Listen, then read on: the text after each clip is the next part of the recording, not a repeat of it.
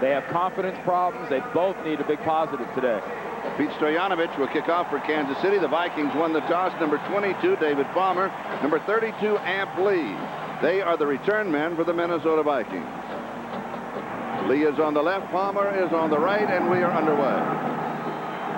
High and short, and it is taken at the 17-yard line by David Palmer. Palmer up the sideline with a nice return. A high and very short kickoff for Kansas City. And here is Brad Johnson, the quarterback for the Vikings, his second career start. The first one was against Atlanta, and he was the NFL Offensive Player of the Week. The offensive line for the Vikings. Randall McDaniel has got to clear holes inside. They have got to get the running game going, especially inside on this Kansas City defense. And the backs and receivers. Scotty Graham, most of you haven't heard about this guy. A career year, a game against these guys 3 years ago. 166 yards against the Chiefs. A change in the starting lineup. Palmer is in. There's a fake. They open wide. They put it in the air, and it's knocked away. Throwing in a triple coverage. And Dale Carter on that play right from the get-go at the corner position. Here's the base defense for Kansas City. Their front four. I like these guys. They are strong. Neil Smith, pass rush, and more pass rush. Linebackers in secondary. Dale Carter, the star is there not only because he is that good and he is a star, you're going to also see him on offense. Now to the right side, here is Amp Lee. Amp Lee in the starting lineup, in the starting set, rather than Scotty Graham, who we had been told would be starting for the Vikings. Amp Lee has been the backup all along at running back for the Vikings, and he was a bit upset when Dennis Green decided not to start him. Well, yeah, he thought he was the starting halfback here if Robert Smith went down. He obviously hasn't been checking with history here the last few years, because anytime Robert Smith has gone down, it's been Scotty Graham with his power running that has carried this team after Smith has gone down. 3rd down and 7.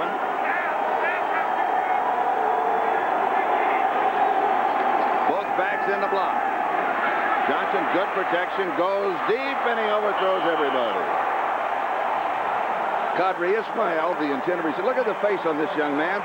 He's 28 years old. When I asked him yesterday, he said, "That's right, and I get carded every time I go out at night." Well, you know, you look at the look right there. That is not a bouncy, spry, yeah, gee, I had it all figured out. He's talking to Brian Billick, his offensive coordinator, on the sideline. This defense for Kansas City is going to come after him with Derek Thomas and Neil Smith and man up on the outside. Tamarek Vanover, the great return man, kidney stone problem and all, is in the lineup and is going to return for Kansas City. Mitch Berger will be kicking it away. Has pressure end over end. Takes it on the dead run at the 25-30.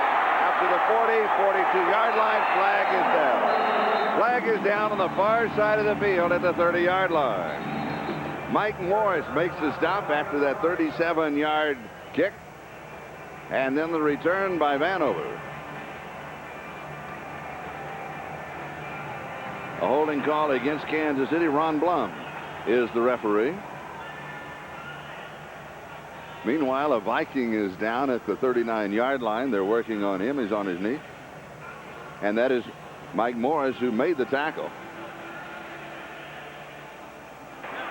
Holding 31, the receiving team, 10 yards, first down. Holding on Jerome Woods. Steve Bono, the quarterback for the Kansas City Chiefs, and his offensive line. A lot of good linemen here, but the result has been kind of a zip. They have not run the ball. They need the power, especially out of Zod at guard. Backs and receivers. Yeah, you can't say much more about Marcus Allen, but the story for this offense is at the outside with LaChapelle and Penn. Keep an eye on him. Derek Walker, also a new starter at tight end. And there's a look at the great Marcus Allen. Dave Zott, his left guard, told us yesterday, he said, "I wish Marcus would have joined us 7 or 8 years ago. He would own the record book by now." Here's Marcus to the right side. Stops, makes a move, picks up 3 or 4 yards like he always does. Jeff Brady, the middle linebacker, makes the tackle. Here's the defense for the Vikings, their front four. John Randall quick, Tuaolo quick, Smith quick, Alexander quick. They pursue.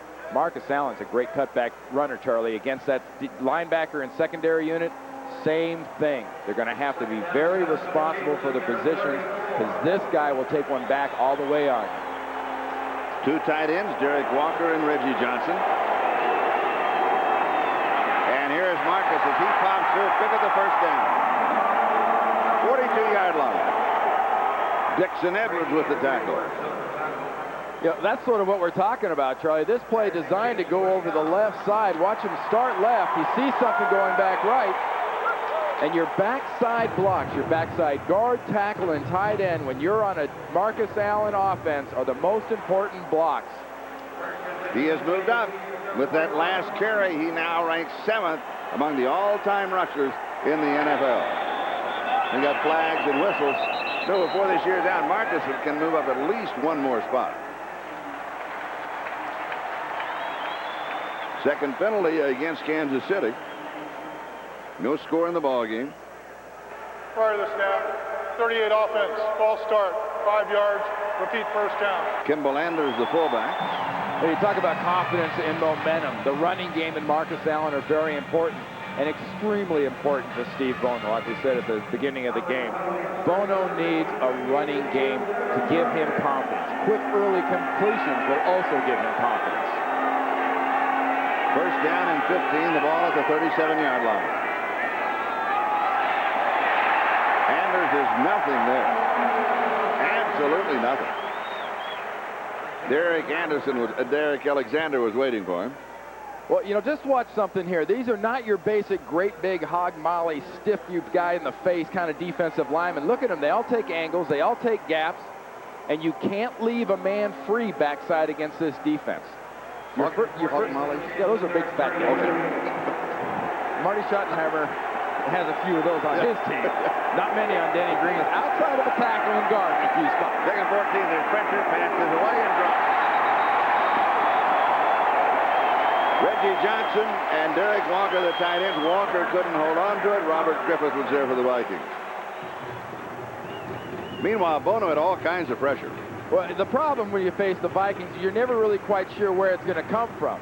You think it is going to come from John Randall and inside. That's just about the time that the defense is going to bring somebody out of the slot. Right there, that was a defensive back coming off Bono's right. Meanwhile, third down and 14.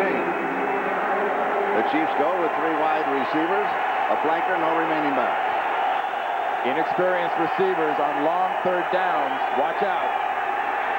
4 out on the pattern. A man underneath has it. But way short of the first down is Kimball Anders, the fullback, out of the backfield. Dwayne Washington was there to nail it. He'll pick up he'll pick up a few yards, but not nearly enough, and the Chiefs will have to kick it away. They didn't get nearly enough to get back to the original line of scrimmage here, Charlie. That is when you really know this style of an offense is struggling to get things going, when it doesn't get down the field. When you throw those short ones off into the flat, they're getting down to their 3rd to 4th receiver on a play. 11:15 time remaining. No score first quarter. Louis Aguiar will kick it away. David Palmer is the return man for the Vikings. Oh, this is a beauty. Palmer fair catch, and he'll take it at about the 8 or the 9-yard line. Nice kick by Louis Aguiar. So the Vikings have had possession. The Chiefs have had possession. 48 yards on that kick. No return. And we have no score in the ballgame. So Brad Johnson in his second NFL start comes back on the field to lead the Vikings. Scotty Graham, Charlie, in now on the second series at running back.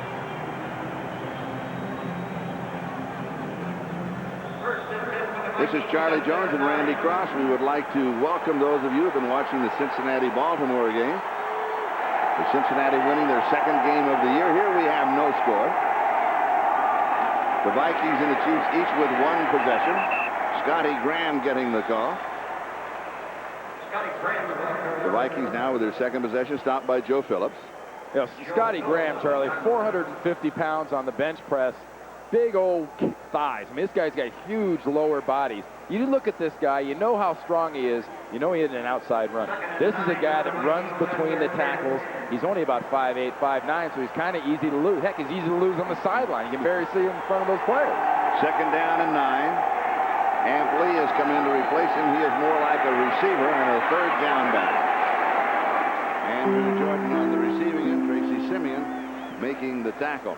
Now, before those that joined us from watching the other ball game, here is what happened is that Marcus Allen, in his first 2 carries from the line of scrimmage, has moved up in the record book. He now ranks 7th in the National Football League in career rushing as a career rushing total.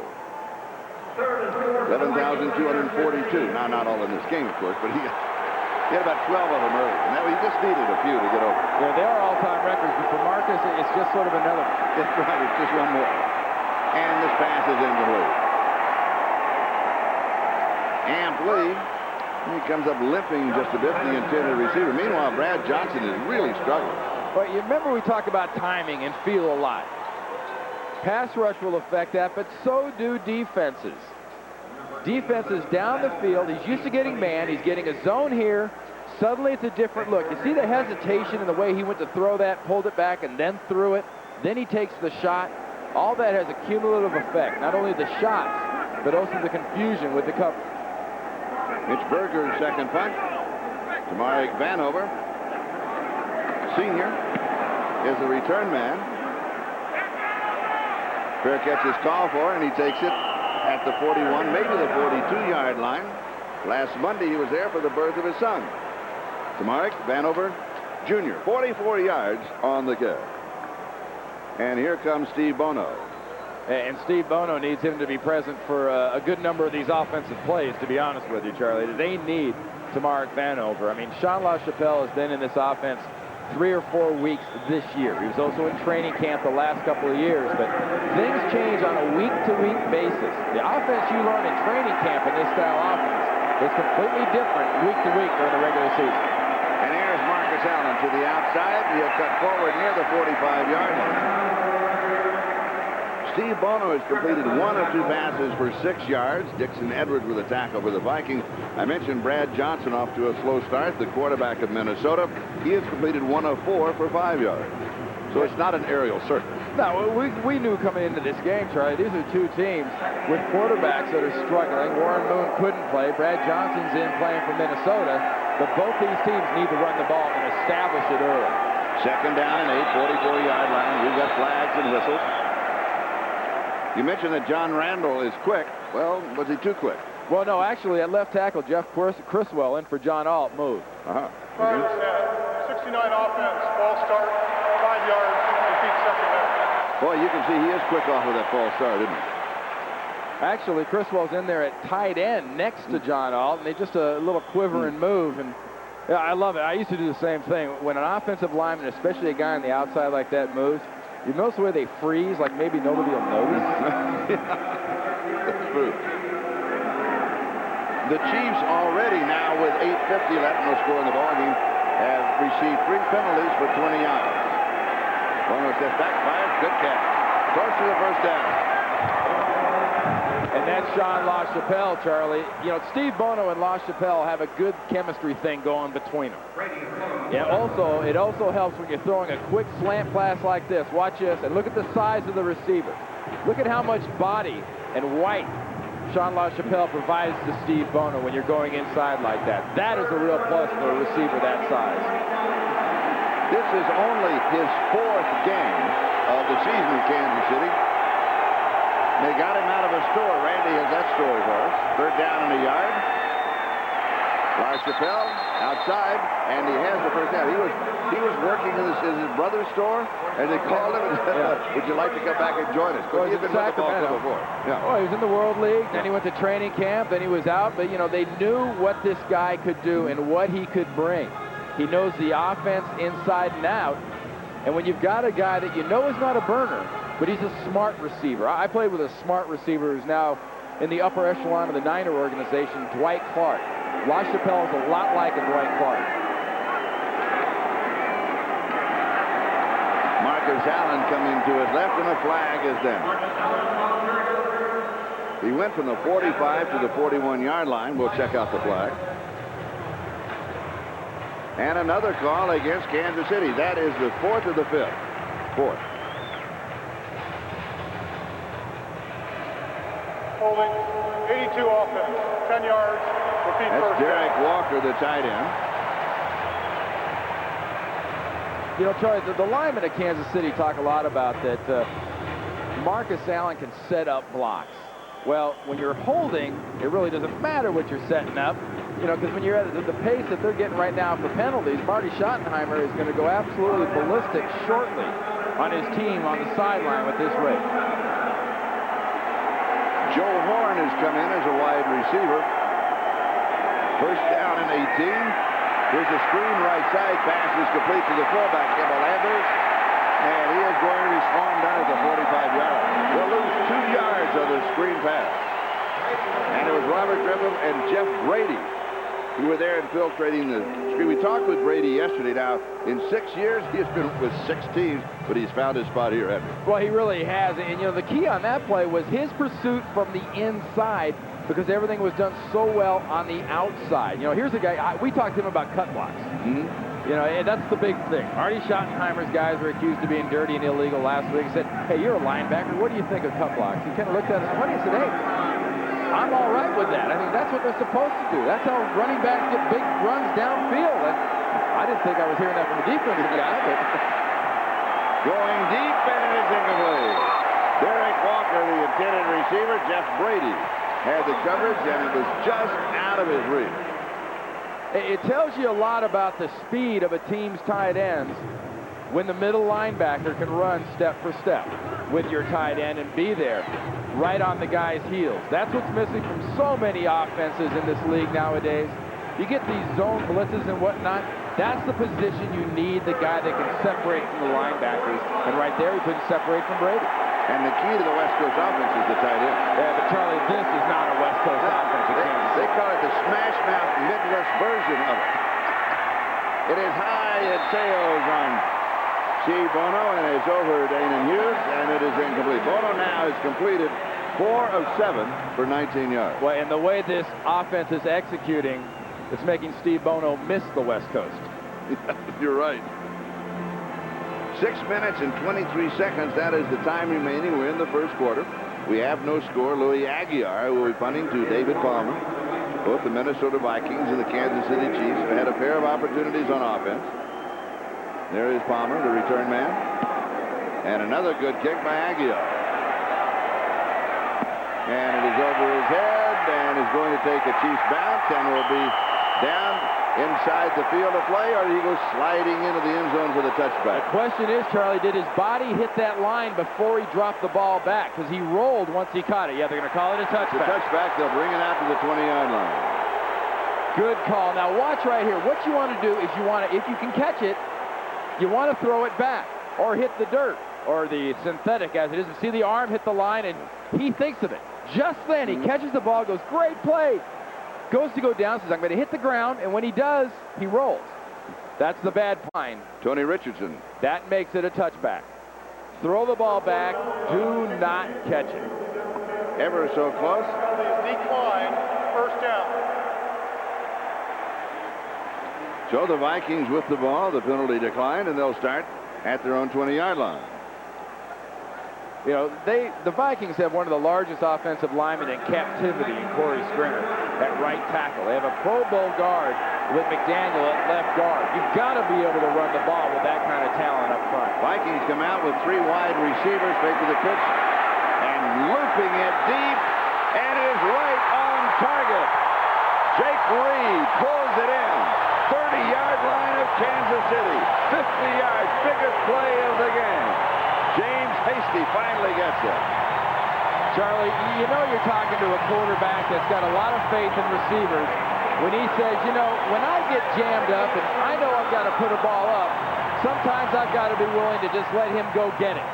And right now you got Hasty and Collins trailing Reed, and Johnson just put that up and let Jake go get it. And a first down to the Kansas City 30-yard line. And we have contact. Question, was there a false start against the Vikings? There's always finger pointing. I love this. There's always kind of finger pointing. Brandon McDaniel says, get that hand out of my face, Dan Salimua.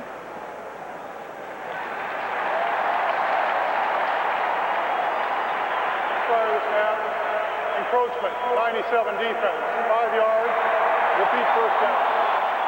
That's one more penalty against the Kansas City Chiefs. That is now 5 already in the ballgame.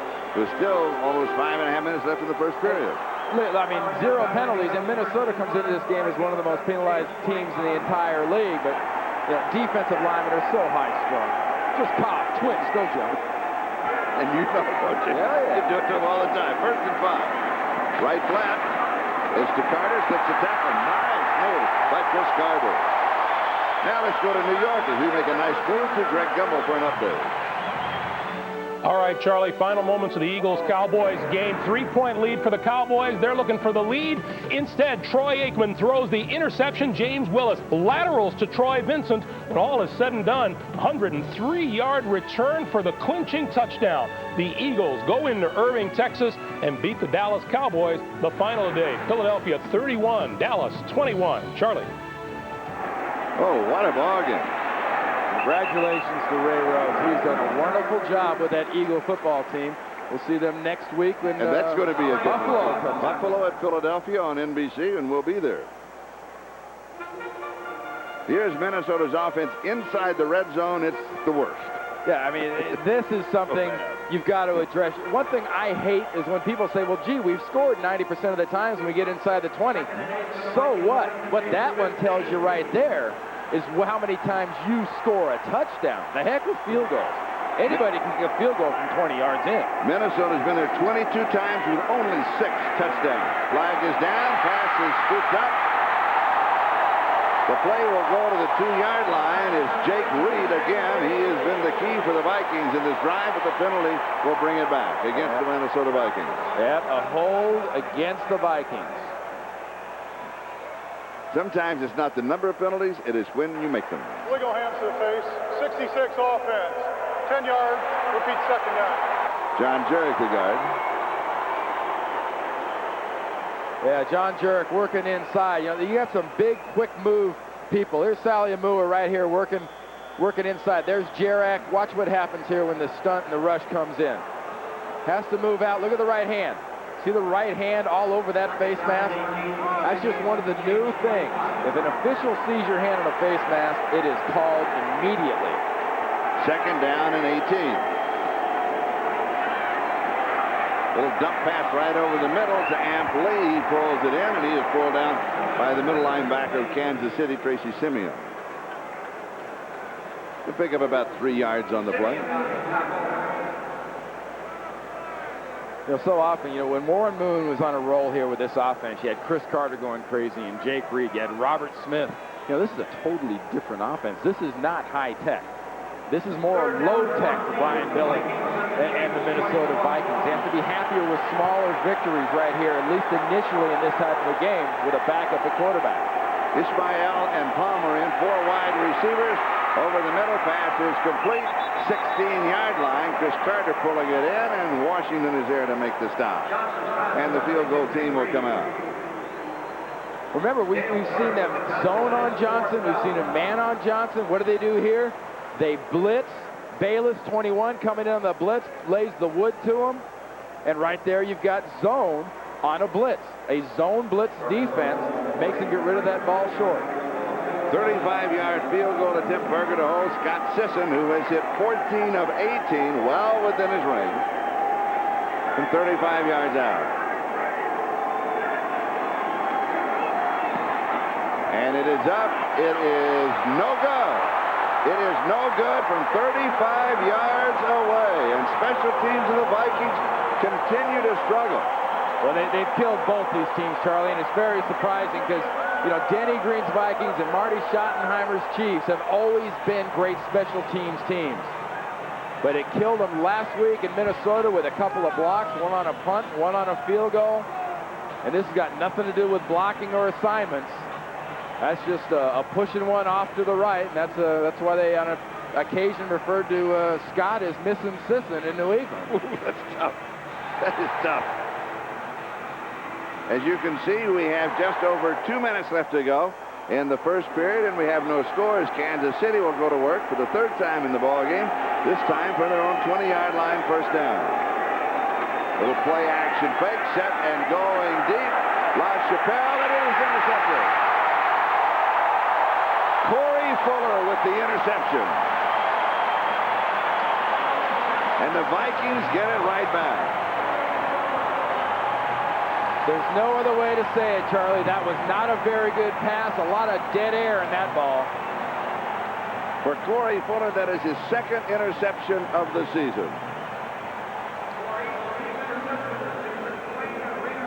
And we would like to welcome those of you who have been watching the San Diego-Indianapolis game with the Chargers winning, and they certainly did need a victory. This is Charlie Jones and Randy Cross. And just a moment ago, after the Vikings missed a 35-yard field goal, first down from the 20, Bono goes deep to La Chapelle, and it is picked off by Corey Fuller.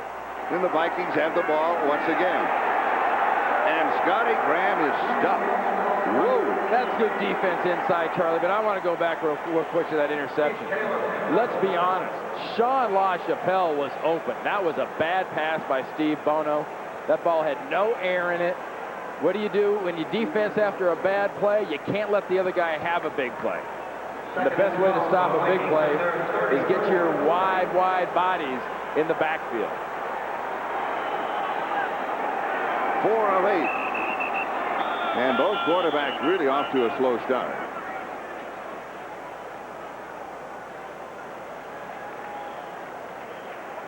Timeout, Kansas City. First charge, team timeout. Kansas City with a timeout. That means we're going to step aside with no score. 1:21 time remaining. We're in the first quarter. With no score in the ball game, the Vikings at their own 34-yard line, second down and 12. Johnson fires underneath the coverage to Chris Carter. Carter turns it upfield to the 44-yard line. Let's go back to that interception.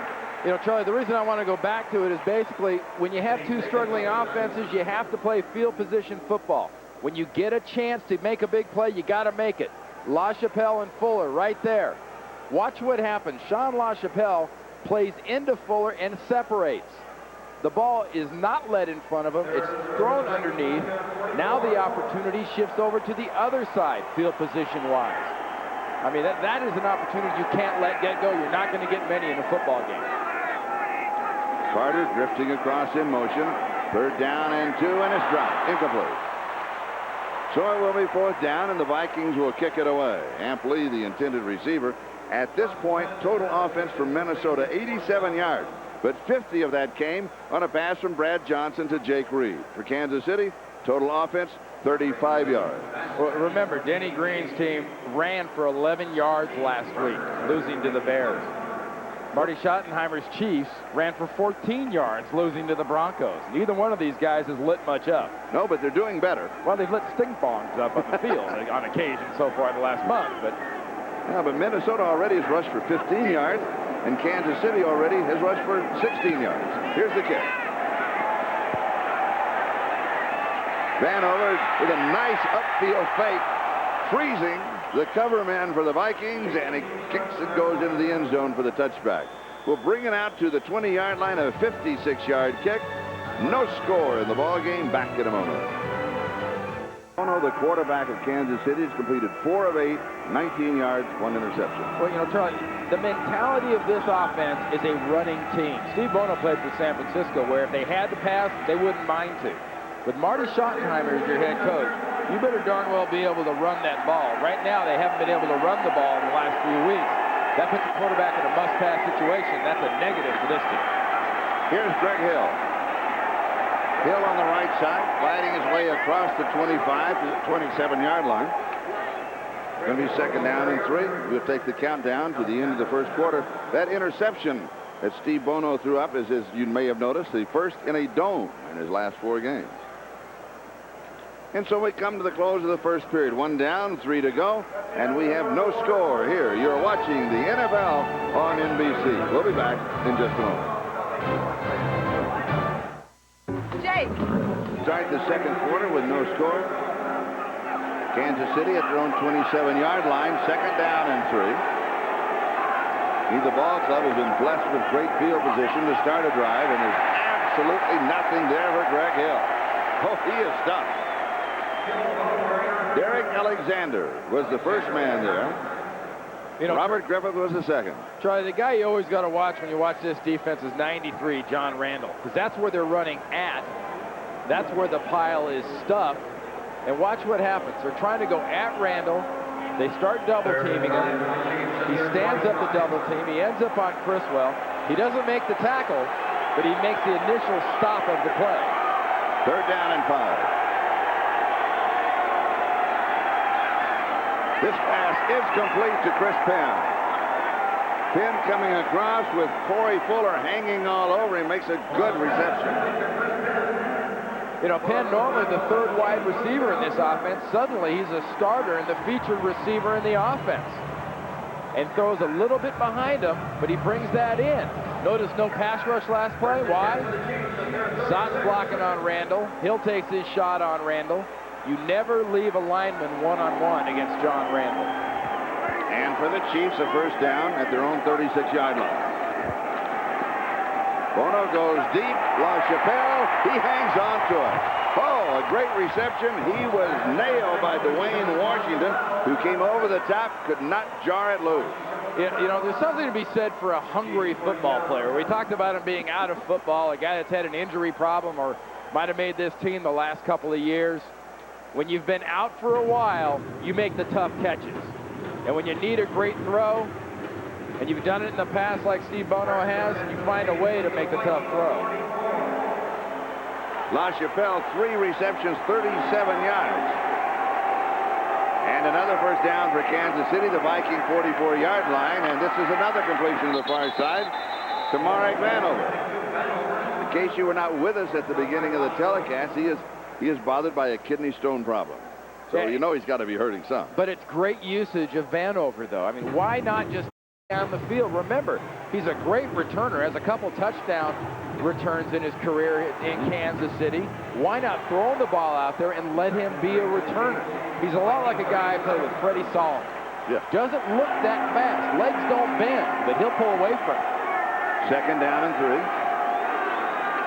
This is a halfback pass. Marcus Allen throws deep and he overthrows. LaChapelle, the intended receiver, he had no chance. He got up holding his passing hand, too, Charlie. This could be critical. But, you know, watch the halfback. This is not disguising. You know, Marcus knows it. Halfbacks attack. That is not an attacking run. It's an attacking hit by Robert Griffith coming up there and smacking him in the chest. But, you know, defenses smell that in a heartbeat. You see a great back like Marcus Allen start going right at 3/4 speed, you know something's wrong. 3rd down and 3. Kansas City has converted to a 4th 3rd down opportunity. Still no score with the 2nd quarter. This is complete to the fullback, Kimball Anders. Corey Fuller covers him right at the 35-yard line. Only about a yard shy of the 1st down. He could go for it. Derek Walker is coming in. And, you know, Charlie, Bono's timing and accuracy is still just a little bit off because Anders was open there. He threw the ball behind him. Otherwise, he gets a 1st down on that catch. It'll be 4th down and a yard. 4th down conversion. Power football? Well, not when you're not running it well. It's always a guess in these situations. They've converted to a 5. Play action fake to Marcus Allen. Now being chased by our flag is down. Pass is incomplete. They do not convert on 4th down, but there is a flag flung. You got a little holding, defensive holding down the field. And that will carry a 1st down. Holding 27 defense, 5 yards, automatic 1st down. And it's on Corey Fuller. You know why that happens, Charlie? Because Marcus Allen's at halfback. You fake a run to Marcus Allen, they're thinking run. They have to hold. Look at the jersey. That's not even a smart hold. I mean, a little hold is all you need. You don't. That wasn't a hold. That was a yank. That was a movie. Fistful of jerseys.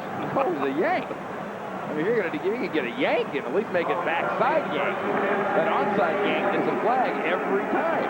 Vikings 30-yard line, 1st down. Kansas City started at their own 20.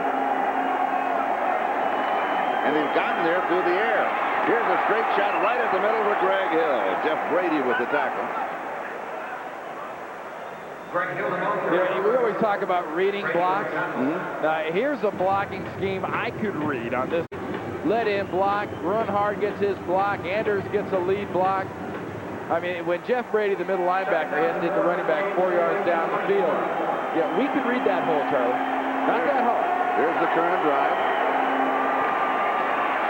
And here's Greg Hill to the outside, cuts back in.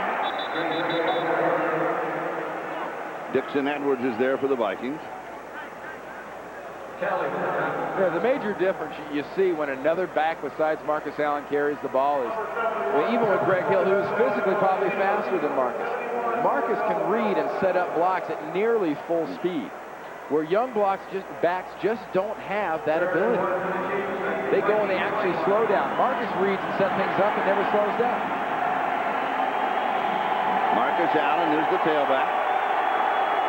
The give is to the first back through, and that's Tony Richardson, and he is not going to make it. That was third down and a yard. Now it's going to be fourth down and about a half a yard. Jeff Brady once again was there to stop him. Oh, that whole inside, that right side of the defense, Charlie, just did a stuff job. Did not buy the fact that it might be Marcus Allen left. They're playing right. Brady gets the stuff in there. I mean, that is just good head-to-head shoulder pad contact. Fourth down and one. Not even one, about a foot and a half, Charlie.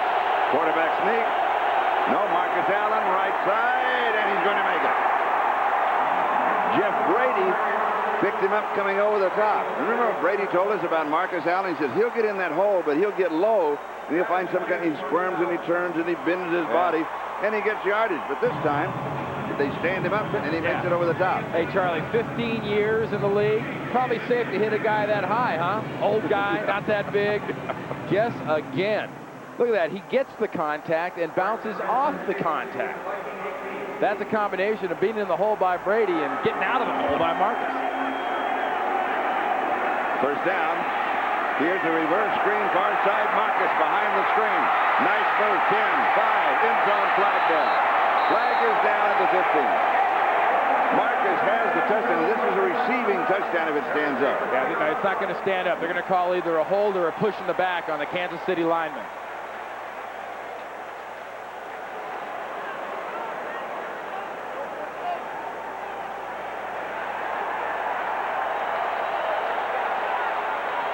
And we mentioned the penalty against Kansas City, that if it had stood up, it would have been a receiving touchdown, because Marcus Allen, again, challenging the record book. Back above the waist, 79 offense, 10 yards from the spot of the foul.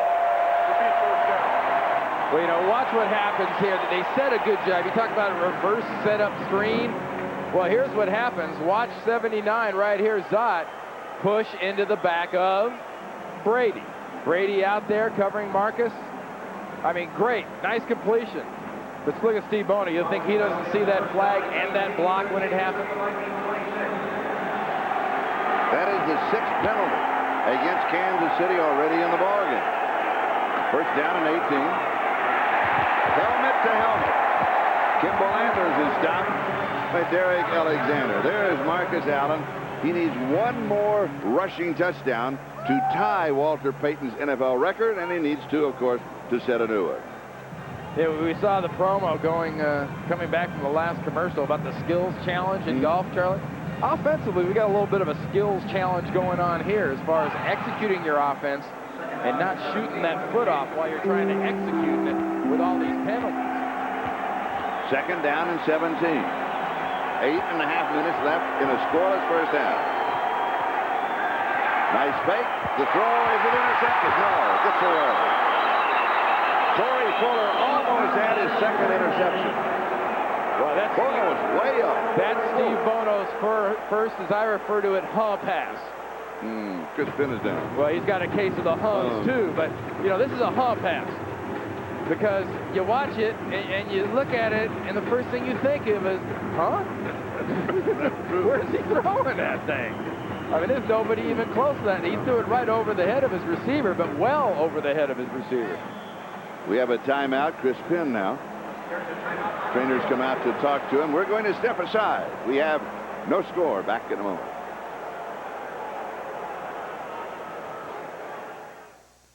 He slips a tackle and makes a nice move. Goes to the 15-yard line, maybe to the 14-yard line. And this drive is taken 7 minutes off of the board. They pick up 11 yards on the play. Orlando Thomas with the tackle. This drive's like a bad play. Oh, it goes on forever. I mean, in a theater play, the thing won't end. Never an intermission. You had a couple of fourth downs. The drive without ending. Penalties. You've had almost a faux touchdown. Call back on a penalty. Leading to a field goal attempt of 32 yards. And they've been an adventure already today. Sissons missed one right. This is Pete Stoyanovich. Louis Aguiar is holding. Danny Villa is the snapper. And he misses. He misses from 32 yards away. So a miss and a miss. Sisson from 35. Stoyanovich from 32. We're still tied. Back in a moment. I have no desire to be the resident tech head here. My goal is not around here on these kickers. You know, now Stoyanovich misses a 32-yarder. Scott Sisson missed a 35-yarder. You know, I made the crack about his nickname, Sisson, missing Sisson. It kind of rolls off your tongue. It's kind of cruel, but it rolls. What rolls off your tongue with Stoyanovich? Very little. Yeah. I mean, the poor guy probably went through his whole life without a nickname. No, but he has been ordered at several restaurants. I'd like to have barbecue. Well, I tell you want to talk about grilling at a restaurant? You miss field goals for Marty Schottenheimer, and you have to come to the sideline after that, who's used to great special teams performance. You might get a little grill in there, too. Jan Stinnerud in the Hall of Fame, of course, kicking for both of these clubs. Had many years with Kansas City and ended up his career at Minnesota. Going deep, and it is pulled in. Yes, Chris Carter has it. Dale Carter, no relation, but the relation of Jake Reed at the other end. He's his brother, 31 yards. Carter had good coverage on Carter. There is not a more acrobatic receiver in the NFL than Chris Carter. They can make an incredibly hard catch, not only look like something out of a ballet, but almost easy. Look at this. I mean, with the size of his hands and his ability, he makes that look easy. And Brad Johnson had pressure. Yeah, thank goodness for him he made it look easy, because it wasn't easy for Brad Johnson. First down, 46-yard line to Kansas City. Carter in motion. Is there anything on the ground? A little slip and slide. Nice move by Scotty Graham. 47-yard line of Kansas City. Excuse me, 42-yard line of Kansas City. And it's not only a little, scat back and change direction. Watch Sally Mua. He's open. Suddenly he's not there. Scotty Graham makes that nice quick cutback. That's setting up a non-block, because it wasn't much of a block on Sally Mua. You make that cut black, it's setting up a non-block. Ampley has replaced him. Second down and 7. Johnson, nice defensive play. Anthony Davis, the linebacker, diving in front of the intended receiver, makes the play. Ampley swinging out of the backfield. Minnesota's rushing yards. Well, let's check up their tally. Last week you were talking about only 11 yards. Well, look, the guy's got his hat on wrong. How can you rush right when you don't have your hat on wrong? And he's got look at that thing on the edge. What is that? He's checking to see about those swirling winds indoors bothering the kicker. He's got licorice wrapped around his horn. Nice statement. Brad Johnson steps away, dumps it off. He goes to his tight end, Jordan, inside the 40, 39-yard line. Seriously. Isn't that a wind? Isn't that a wind aid? It's not a windsock. Oh, I know what it is. What is it? He got that hat as a gift. Christmas. And it had a balloon on it for his birthday. What you got? You're kidding me. Where do you get this? He just got the balloon off. He got a little bit. Whatever it is, it's on wrong and it's ugly. That is not a fashion statement. You're at least half right for sure, because it is ugly. Okay, here's Pittsburgher kicking to Vanover. It is going to hit. Takes a Kansas City bounce. A ballad of football. But the Vikings' Greg DeLong is down there to down it. A 32-yard kick. No score. Back in a moment. Car. Oh, that poor squirrel. You remember the squirrel in the last billboards we were in? That should have been a warning him. Well, at least he doesn't. You know, he eats the squirrels and wears the pelts, at least the way he acts. Mad squirrel's disease. Here's Greg Hill. Hill has the opening as he turns the corner on the left side outside the 30-yard line before Robert Griffith finally gets him a gain of 16 yards. Somebody tell that guy that wasn't his guy that did that. He doesn't care. He's just cheering. Well, you know, this is just pure speed. Watch this right here. Watch the corner soften, and then watch the speed outside by Hill. Kimball Landers helps soften that corner, or Donnell Bennett, I'm sorry. And that's just speed. I mean, that is not bad defense. That's just being out quick. An inside handoff to Greg Hill. And he is going to be stepping. He's going to get the yardage. John Randall got to him on the handoff. Bono had gone past and then reached back, setting up the possibility of a fake on a possible pass attempt. We'll check out the ticker. Green Bay defeating Detroit 28-18. Pittsburgh big over St. Louis. And Mr. Bettis, Jerome Bettis, another big day for the Steelers. Cincinnati, a big day. Yeah, hey, Bruce Coslet 2-0. That's right. Third of the year. They're third of the year, you're right. Did Atlanta win? Atlanta won their first game. Well, congratulations. Hill has rushed 5 times for 33 yards. Fake, freezes everybody, lots of time, has to throw back underneath. Good coverage by the safeties downfield. Derek Walker hit by John Randall. But Bono had all the time in the world to go deep, and there was nobody there. Well, Charlie, you remember the last play where they had the play action to Marcus Allen, and Fuller had the holding penalty, but you had open receivers? There were no open receivers down the field, really, for Bono to go to. They had man coverage, only had 2 receivers down the field. They were both covered. He had to dump it off late. The reason that thing opened late is they do that drill in this offense. Quarterback holds it and holds it. The receivers know that. They come back to the quarterback and let him throw it to him. Kansas City 2 of 6 on third down opportunities, and this they may make it here. Marcus Allen, left side, squirms through. Martin Harrison covers him. Yeah, he should have it. Yeah, he's got it. I mean, there's never been a short yardage goal line guy like Marcus Allen, because, you know, obviously he felt very confident that it was there because he went up high. Because normally, you know, he does that sort of that groundhog thing. He looks for the little cracks and daylights and shadows, and he runs down between legs and in between hips. And, you know, it's just amazing to watch him. And anytime you see Marcus go up high, you know they've stopped the penetration, and there's a hole for him to get through. And it was good blocking up front by the Chiefs. You know, something that hasn't happened to Marty Schottenheimer's team too often. First down, here is the reverse. Dale Carter. Carter in on the reverse. Steve Bono tried to lay a block. The best I could say on his effort. Better than a kicker. We'll be back. Perfect for any game, Domino's Pizza. Call now to enjoy a hot and delicious Domino's Pizza by halftime. For hot and wow, call Domino's now.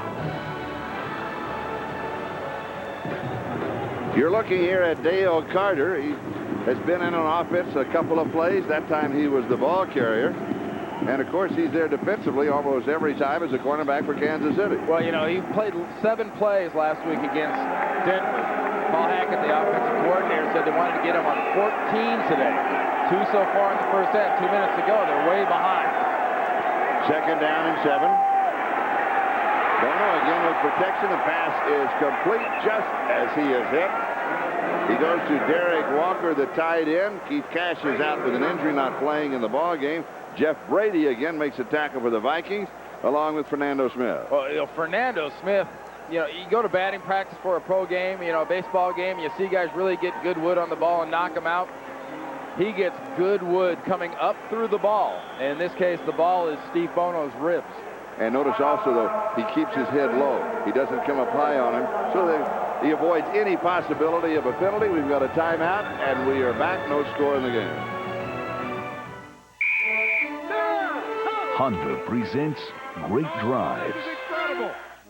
In the final week of the '95 season, the Falcons trailed the defending... Join Greg Gumbel, Mike Ditka, Joe Gibbs, Chris Collinsworth, the Domino's Pizza NFL and NBC halftime report, and they'll catch you up on all the scores and highlights around the league. Breaking the outside is Marcus Allen. And Allen all the way to the Viking 30-yard line. 17 yards on the play for Marcus. That is another case of good blocking up front.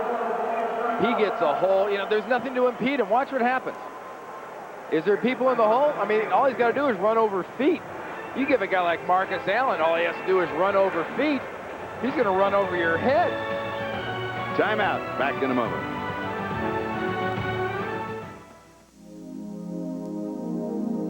The styling of the Acura CL Luxury Coupe was designed with the old rule in mind that you never get a second chance. Time remaining, first half. No score in the ballgame. Chiefs are out of timeouts. Vikings still have 3. Time of possession, Kansas City 18.5 minutes, Minnesota 11. Bonus completed 12 of 17. Play action fake. Deep over the middle, and it is caught at the 12-yard line.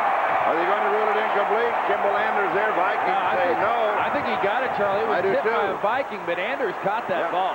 That's what I thought. 20 yards on the play. No huddle. Here they go. No timeouts. Mark it at the 11-yard line. Spike it. Stops the clock. Plenty of time left. 1:03. Go back to that previous play. Well, you know, what wonderful concentration by Kimball Anders, because look at the forest of arms this ball passes through. You've got defensive linemen with their arms up. You've got linebackers with their arms up. The ball's tipped, and he still catches it. Does he have it? Does it hit the ground? Ooh. I don't know. Look at the end of it. Watch where the ball is on his knees as he goes over. No catch. No catch. They got away with it. They did. Vikings had the right call. Bishop missed it. Incomplete. Flag is down. That's going to be hitting the passer on Darryl Talbot. Personal foul, roughing the passer, number 55, unnecessary hit. After this is the goal, first down. Well, I tell you, you know, Steve Bono's taking a punishment, but I got to tell you, they better show me something pretty good right here. Look at the head. Well, he didn't go after the head. I tell you what, no. This is deceiving. That is at slow motion. Yeah, do it at regular speed. In slow motion, you can't see it right. Yeah. Because I tell you, in real speed from way up here, that looked like a bang-bang decision. Yeah. We're going to see it. He threw it, and he hit it. Real speed. Is this illegal? Could he stop? No. Not a chance. That's a bad call. They missed the fumble, and they missed that one. This is a bad series for the officials, a good series for Kansas City. Bono has pressure over the middle. Pass is caught. La Chapelle right at the goal line. Touchdown. Touchdown signal from the far side. Sean La Chapelle. First score of the ball game, coming with 47 seconds left in the first half. Another tip ball. Playing a little bim-bang-bingo here with the football and the passes. Look at that. You got a couple of different guys there. 2 Vikings. 2 Chiefs. Chappelle catches that ball on the backside and does it. And they're going for 2. He spikes it. What is it? It was they marked it down on the 1-yard line. But the official on the far side went up with a touchdown signal. Do we have that? Because he did. I looked over there. That's pretty surprising. Yes.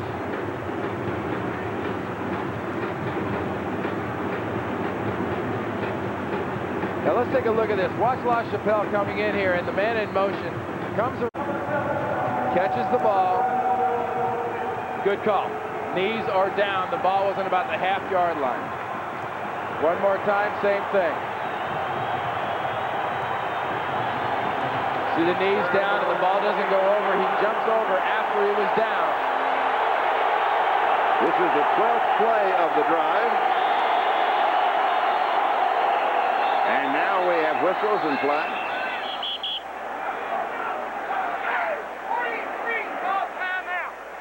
43 called timeout is what is that the official said. Defense they were in. This has been a wild sequence of plays. Obviously a timeout. Not only did Thomas didn't want, the Vikings didn't want.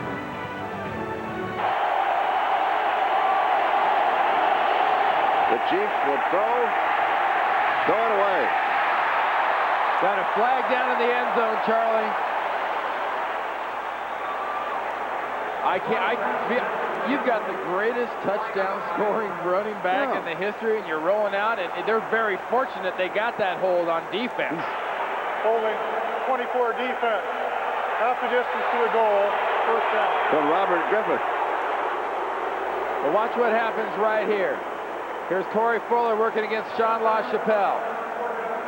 Think that might be a hold? Yeah. Well, how about up another... at the top of the screen? 24, Griffith. That's 30 yards with a penalty, and it's still half the distance to the goal line, but I'm still shocked they didn't run the ball with Marcus Allen. He's about a 90% touchdown guy in these situations. Now he is there at tailback. Marcus Allen over the top. Ties the record.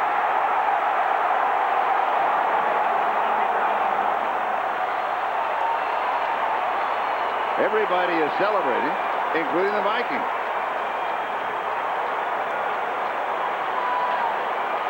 And he'll keep that He'll keep that and he'll keep the next one. The next one. That ties the record. 105th career rushing touchdown, tying Walter Payton for the all-time NFL record. And this is an up day. Some days you burrow, you go down low. Some days you feel a little springier and jumpier, you go up.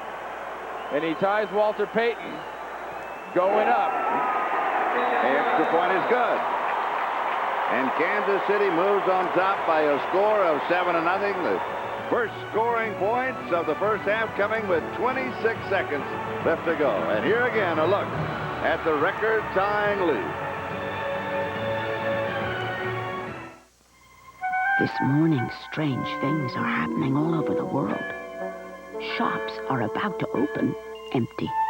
Parts suppliers are partless and... Well, you know, that's always a concern. A lot of people, gee, the ball hit the ground, and he hit the ground, the ball came out. Watch the ball as it crosses that imaginary plane. Well in his grasp, down. Subsequent action and what happens, that's as much of a slam dunk spike in the end zone than anything else. And there you see the elite company. And look who's on his tail, though. Mr. Emmitt Smith at 105 already. In half the time it's taken Marcus Allen in his 15 years. Stoyanovich will be kicking off. David Palmer is the deep back on the return. The Vikings are expecting a short kick or a script kick to use up some time on the clock. That's what they get. It is touched. It's a free ball. Still anybody's ball, and is covered by David Palmer. He who hesitates is lost, and if the Vikings would have hesitated a moment longer, they could well have lost the ball to Kansas City. And there's Marcus Allen. Lincoln High School in San Diego, and they still have this, you know, they have a wall with his picture up and everything and all of his great accomplishments. So tomorrow at Lincoln High School in San Diego, they will be adding this along with his other accomplishments. You think Al Davis has got a wall up for him and the Raiders? Never mind. Who do you think will make the induction at the Hall of Fame? No, I don't think so. Now listen to this crowd. They're going to fall on the ball. Smart move by the Vikings. What have you done positive? Why risk a problem and a mistake? Denny Green gets to go inside, get his assistant coaches together, and try to figure this thing out, because another ugly offensive performance by the Vikings. It is halftime. The score, Kansas City 7, the Vikings nothing. This is Charlie Jones and Randy Cross. We'll see you later as we go to Greg Gumbel, NFL on NBC halftime studio. And let's not give the offense of Kansas City too much credit. No, but let's give some credit to the Viking defense, because with the Kansas City having that ball as much as they have and as many opportunities as they have, you would think at least they would have more than 7 points. Well, you talk about being livid. Marty Schottenheimer went inside and was mad at about everybody but Marcus Allen, who tied that record, 110th rushing touchdown, tying Walter Payton. But he was not responsible for what stopped that offense. Not so much the defense of Minnesota, Charlie. Kansas City stopped themselves a lot with a lot of penalties, especially on that, you know, that drive that wouldn't die, that seemed to be 47 plays long there for a while, that ended in the missed field goal by Stoyanovich. I mean, they kept getting penalties, pushing themselves back and going and back. It's been a lot of mistakes and a lot of bad offense. And also the touchdown that wasn't a touchdown but was called a touchdown, we checked by 2 of the officials. And all the other broadcasters got caught on the same thing. Everybody called it a touchdown, thought they were going for 2. Officials, of course, had changed the call that LaChapelle did not go in. And that gave Marcus Allen an opportunity a couple of plays later to tie Walter Payton's record. Well, that's the pass. As you took a look at the Coors Light halftime stats, those are crazy numbers, aren't they, really? Well, they really are. You know, and Steve Bono's passing numbers are a little bit deceiving. because percentage-wise, you say, well, 14 to 21 is not too bad. Threw a couple of suspect passes, had some opportunities. Brad Johnson's numbers, the other hand, 8 of 13. You say, gee, that's not bad at all. Well, his offense has done really not much outside of throwing to Carter and Reed a few times. Kansas City with the first opportunity, play action fake. He's getting rid of a nice play. Very nice play by Steve Bono. He saved a huge loss back to the 7-yard line and got it in enough of a crowd that he couldn't call it intentional grounding, but it was. I'm a former big guy, so I think the nice play was by Fernando Smith there, number 95, not buying on any fakes and getting right up in Steve Bono's face and putting that pressure on him. We're starting to see the pressure starting to get to Steve Bono. And that's the key. Remember, stuff the run and go after the passer against Kansas City because you have the feeling they can't beat you passing. Kansas City throwing on first down. This is second down. Here's Marcus Allen. And he's going to have, at the most, a foot. Or he may lose a foot. Tyson Edwards and Robert Griffith stop him. Boy, there wasn't anything there. You remember that run by Scotty Graham earlier in the first half? I talked about setting up a non-block. You can set up one non-block. You cannot set up a non-block defense. And right now, there's a lot of guys, Griffith and company out there, non-blocked. And even a Marcus can't make more than one guy miss. Third down and 10. LaChapelle comes wide to this side. Joe Horn goes wide to the far side. Vanover is in the slot. 3 wide receivers. Going back underneath to the fullback, Anders. Nice move. Close to the first down. Kimball Anders may have the first down. This is going to be right at the mark. See what kind of a mark he gets from the officials? He needs a good one. Orlando Thomas was there for the defense. I want to show you something, Charlie, here that I just noticed happening, something that the receivers are taught. Watch the receivers for Kansas City and how they react down the field. You got Sean LaChapelle there on the bottom of the screen. Watch LaChapelle, 18. Bam! Comes back with that cut block. That's what enables Anders to get close to this first down or to get the first down. Got the first down. That's the kind of block Mike Shanahan screamed and yelled about last week. That's the kind of block that Marty Schottenheimer and his staff teaches. You know why? To keep hits on backs and receivers so they won't fumble and gives them a shot to get the first down. So that's why you do that. When we talked to him, he said, I want that block. I don't want anybody to have a clear run at my man who's got the ball. You know, football was never made to be played on your feet like sumo wrestling. You get down on the ground, you get dirty, you get astroturf burns. And you get finger pointing. And you get about 8 flags. That's right. Somebody felt left out because they hadn't thrown theirs. Prior to the snap, false start, number 13 offense. 5 yards, repeat first down. That's Steve Bono, the quarterback. Yeah, the old head bob, Charlie. We're always talking about inflection. You hear guys say inflection. Watch his head. See him move? Oh, that one. No, you see his upper body. You got to watch his upper body. It's not always the head. He started to pull away. He got the snap count. Well, body bob. Body bob. A Bono bob. Marcus Allen cuts through, dives out near the 35-yard line.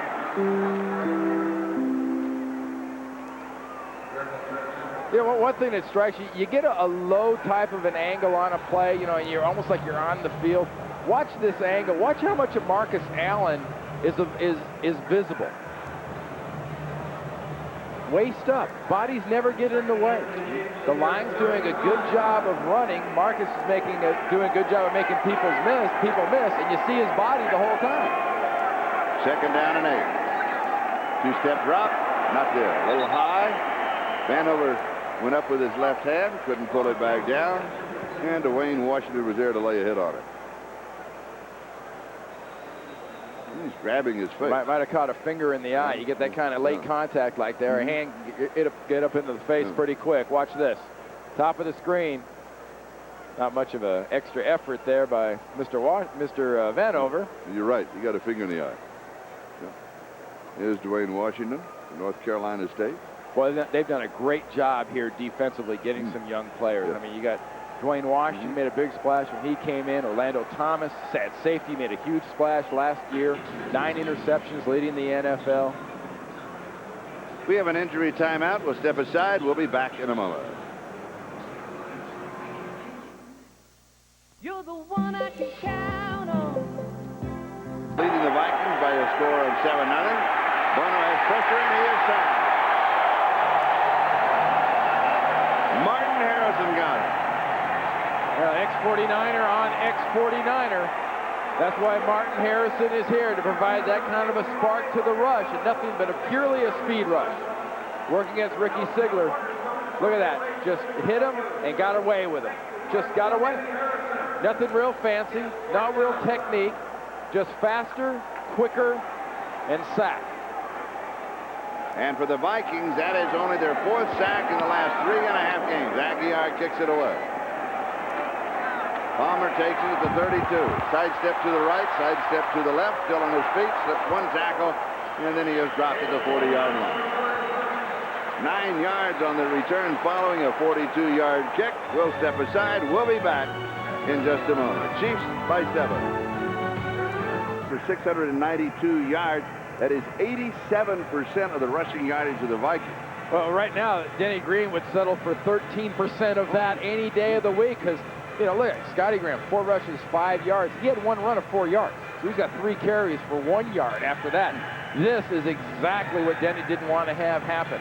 This is not a physical, tough enough football team to get in a slugging contest with anybody, much less Kansas City.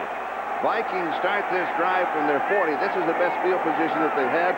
Previous best was their own 35. Brad Johnson throws over the middle, incomplete.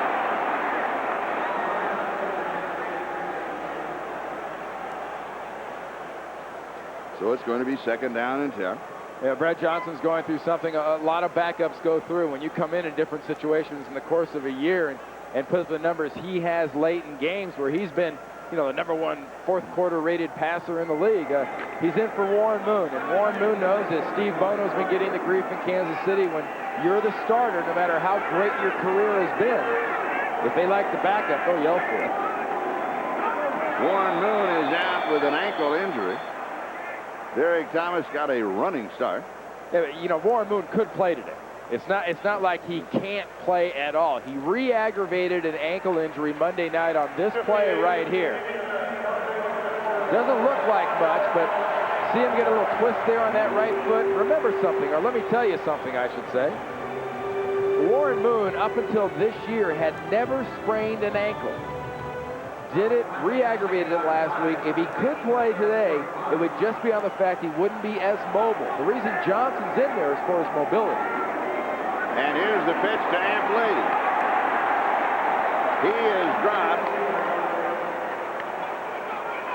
Is it Martin Bayless? Yes, Martin Bayless in as one of the linebackers for Kansas City. And more negative yardage for the running game. I mean, it's just getting to the point right now. That's Robert Smith standing in the foreground of that shot. And I'd have my hands on my hips if I was Robert Smith, too, just kind of thinking, come on, guys. You can't miss me that bad. I mean, the bottom line is not so much the running backs. The guys up front, they are not getting the blocking in the running game. 3rd down and 7. The Vikings are 0 for 5. 3rd down opportunity. Incomplete.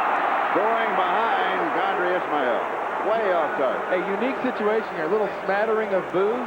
Guess who the backup quarterback is today?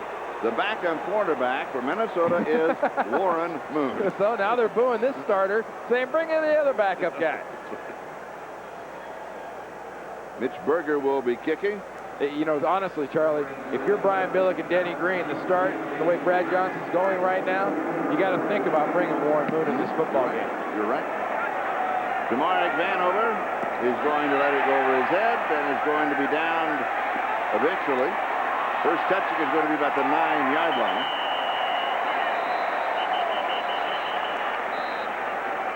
Demore Barnes downfield very quickly for the Vikings. Vikings averaging 40 yards on the kick. Timeout. Back in a moment. Very good. Brian Boitato. Torvald and Dean headline a world-class field of skating stars. Next Saturday, here on NBC. Kansas City has thrown 4 times on first down. And they're going to run here. Marcus Allen gets the call. Darryl Talley with the tackle. They start from the 10-yard line. He's going to have 3 or 4 yards. You run to establish the pass, and you pass to establish the run.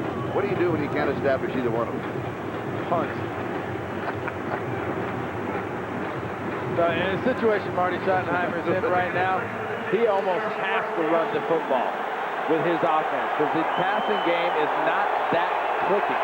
It is not a rhythmic thing right now. It's a lurching thing. What about the quick kick?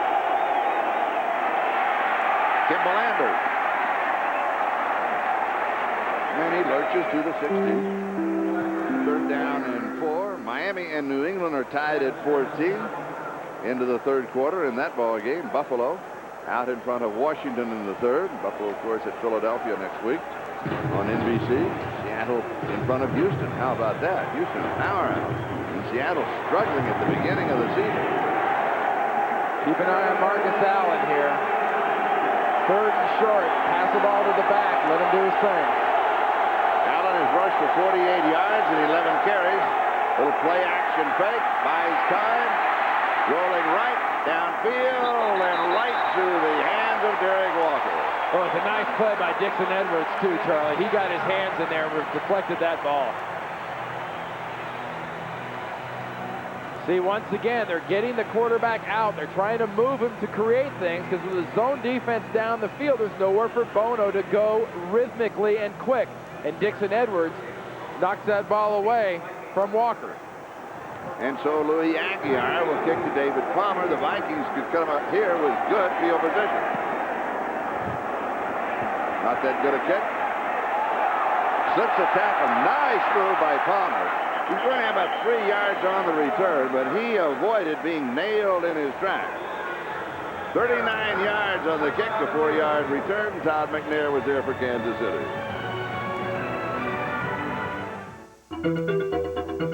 Remaining 3rd quarter, Kansas City leading by 7. Vikings start from their own 47-yard line. This is their best starting field position. And they really have yet to capitalize on Jake Reed and Chris Carter, 2 of the great wide receivers in the National Football League. Johnson throws. This one is complete. Guess what? It's Chris Carter. 9 yards on the play. And for Carter, that is only his 4th reception in the ball game. He now has 58 yards. Jake Reed has only 2 for 55, and one of them was for 50. Hey, if I'm Minnesota, you know, it's almost Thanksgiving, and people all around the country that raise their own turkeys are force-feeding them, and I'd be force-feeding Chris Carter and Jake Reed. They'd be my Thanksgiving turkeys right now. I would force the ball to these two because they're the only ones that can make something happen because it ain't going to happen on the ground. Well, is there anything on the ground? A little bit here for Amp Lee as he slides through. Officials mark his progress to the 36-yard line. Mark Collins was there for Kansas City. You know, just when you say it isn't going to happen on the ground, they go over the left side. Randall McDaniel working right there with Stussy. Does a good job backside. You know, we talk about cutbacks and cutback blocks. That's a great example of Denny Green's offensive line doing a great job cutback blocking. 3 wide receivers, first down, 36-yard line. Play action fake, has pressure, way away. Yeah, he had linebacker. Anthony Davis was open, was coming right at him, wasn't he? Yeah, ooh, nobody touched him. You have pressure when it kind of gets in your face. You know, anytime a linebacker gets anywhere into the throwing armpit of the quarterback, that is having linebacker instead of just pressure because no one breathes on Anthony Davis. And you see that look. See that quick glance by Johnson? He just the last second caught Anthony Davis out of the corner of his eye. 2nd down and 10. Again with 3 wide receivers. Far side, and it is incomplete. Greg DeLong, the tight end, the intended receiver. Talk about the Vikings receivers. Well, here's what they've done today. And realize that Jake Reed and Chris Carter have been together for 2.5 years. Together, they have 43 touchdowns over that span. And what has happened? Jake Reed had that one long pass. Otherwise, we have not seen much of him. That's right. To tribute to the confusion of the Kansas City defense and the one-on-one job being done by Carter and company. Yet to convert on third down to Carter, overthrow. Chris Carter, the intended receiver. James Hasty was taken right down the sideline. Well, that play there is a great example of what we were just talking about, Charlie. That was man coverage by Dale Carter on his brother Jake Reed and James Hasty on Carter. Watch, this is Jake Reed working against his brother Carter. They try to scrape him off. It doesn't happen. The other guys you saw passing the other way, that was Carter, Chris Carter right here. No relation. Working against James Hasty. That is just two wonderful jobs of defensive football, and that is why they're not getting the ball to those receivers. I say still force it. Mitch Berger trying to drop it inside the 10, and he does. And it's going to be down around the 7 or 8 yard line by Martin Harrison. Very nice pooch kick of 29 yards. 8:01 time remaining. We're the third, Kansas City by 7. City had that in the second quarter. Marcus Allen out to the 15-yard line. Robert Griffith with a tackle.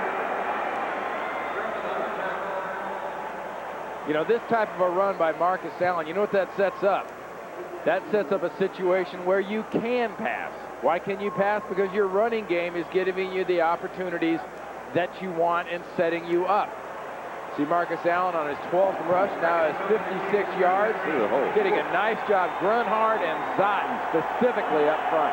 And remember, Dave Zott's the one that told us, I wish you'd have had him running behind us years ago, because he would have been owning the record book by now. Marcus Allen again to Ola with a tackle. See where they make the spot. Should have the first down. It is. Hey, Marty Schottenheimer and his background, things haven't exactly gone great with the passing game. He and Paul Hackett upstairs have got to sort of cut down the list of what they can do. Remember, they have inexperienced wide receivers, not really sure of what they're supposed to do. If you can run the ball like this, if you can hammer them, you hammer them. 18-yard line, first down, play action, fake on first down, and throwing it away. Now, that is grounding. That's got to be called. He was not outside the tackle, was he? And it wasn't a receiver anyway. I think actually as he's escaping, he's outside the area of the tackles, and that's why you don't get that grounding call out of Ron Bloom, the referee. Watch. The quick fake. Now watch him move out. Yeah, he's outside the tackles. That's why that is not intentional grounding. Good non-call. Second down and 10. And that's exactly why that rule was put in there, to protect the quarterbacks when they get in those situations and didn't have to eat that ball and take a hit when they get out there.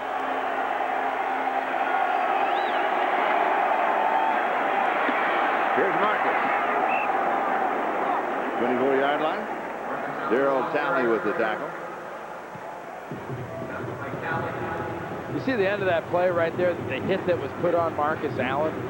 You know, we showed earlier that cut block that Sean LaChapelle threw for his running back. Watch the end of this play and the shot that Marcus Allen takes.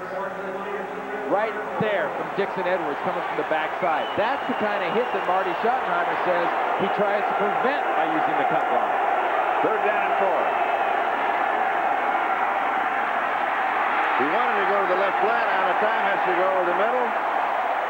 Derek Walker said that Jeff Grady got to him before the ball. There was no flag.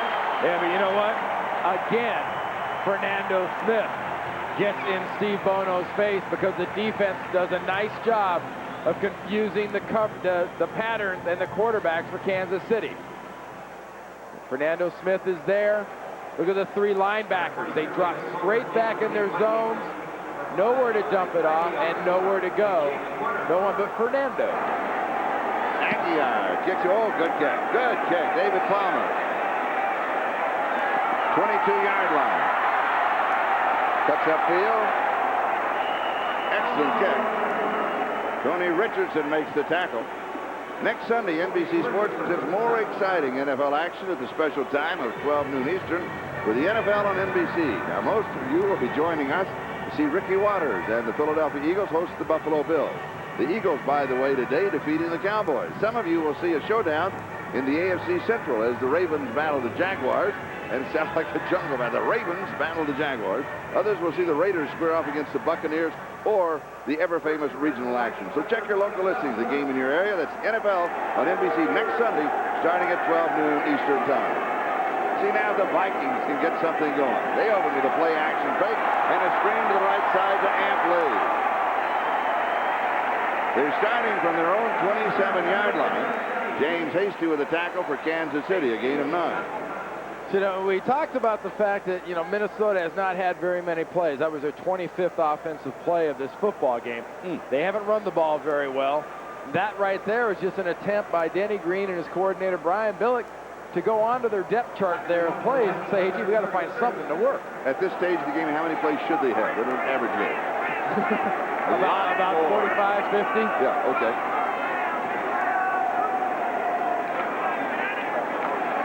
Little swing pass out of the near flat for Chris Carter. He has it. He's out of bounds. Now they just turn it. Cut away a little here, a little there. They're trying to get something going, and it's working at the beginning of this drive at Lee. James Hasty with the tackle. You know what they did there? We're talking about this man coverage and the way things are going on. You had a case where Dale Carter was working against Jake Reed. They ran off with Jake Reed and Carter, and underneath came Chris Carter. When they're not giving you the little stuff, you got to start creating things. First down, Vikings, 44-yard line. Kansas City leads 7-0. Charles Evans pulls it in, and he is hit immediately by Derek Thomas. And Neil Smith was in on that play, too. He's a little shaken, a little slow getting up. Play goes to the 47. So it'll be second down and 7. We may have an injury timeout here, and we will. And those are two names we haven't called very often so far today. Derek Thomas and Neil Smith defensively have been really a non-factor. The story has been the coverage of the defensive backs. The Viking offensive line doing a good job against Derek Thomas and Neil Smith. Stussy, McDaniel, Christie, Derek, and Stringer. 4 minutes and 23 seconds. That is the time remaining in the third quarter. Here's Neil Smith at 6'4", 278 pounds, and here's what happened. When I look at a play like this, I always wonder, as a football fan, is it from a hit or from his own guy? Let's see which one this is. Well, he was the hit, making backside hit, yeah. It looks like the hit, trying to get a hit on Evans, and instead of being the hitter, he was the hitee. What you really forget about there is you've got a defensive guy and a running back together, and you're hitting into them. So instead of hitting a 210-pound running back, you're hitting a 450-pound object.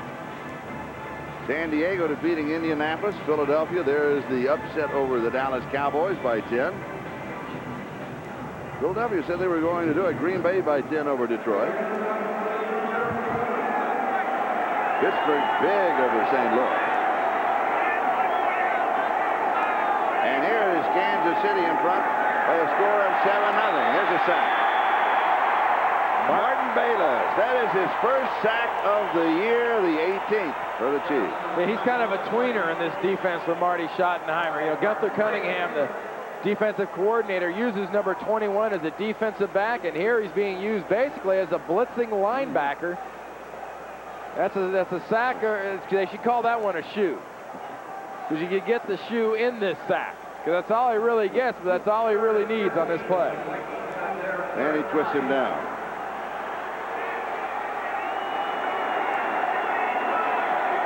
Minnesota yet to convert on a third down opportunity.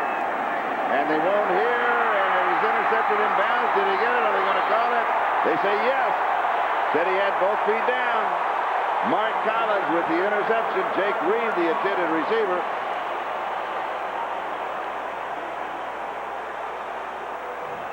Wow.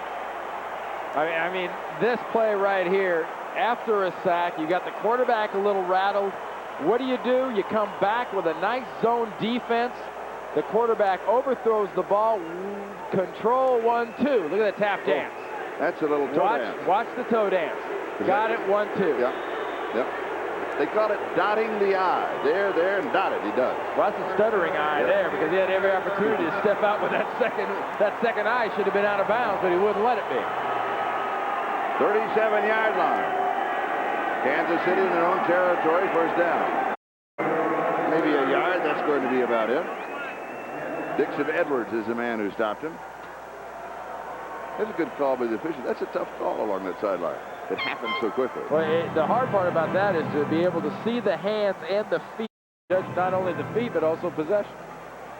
Second down and 8. Chiefs at their own 39-yard line. 3:13 and counting. Time remaining in the third.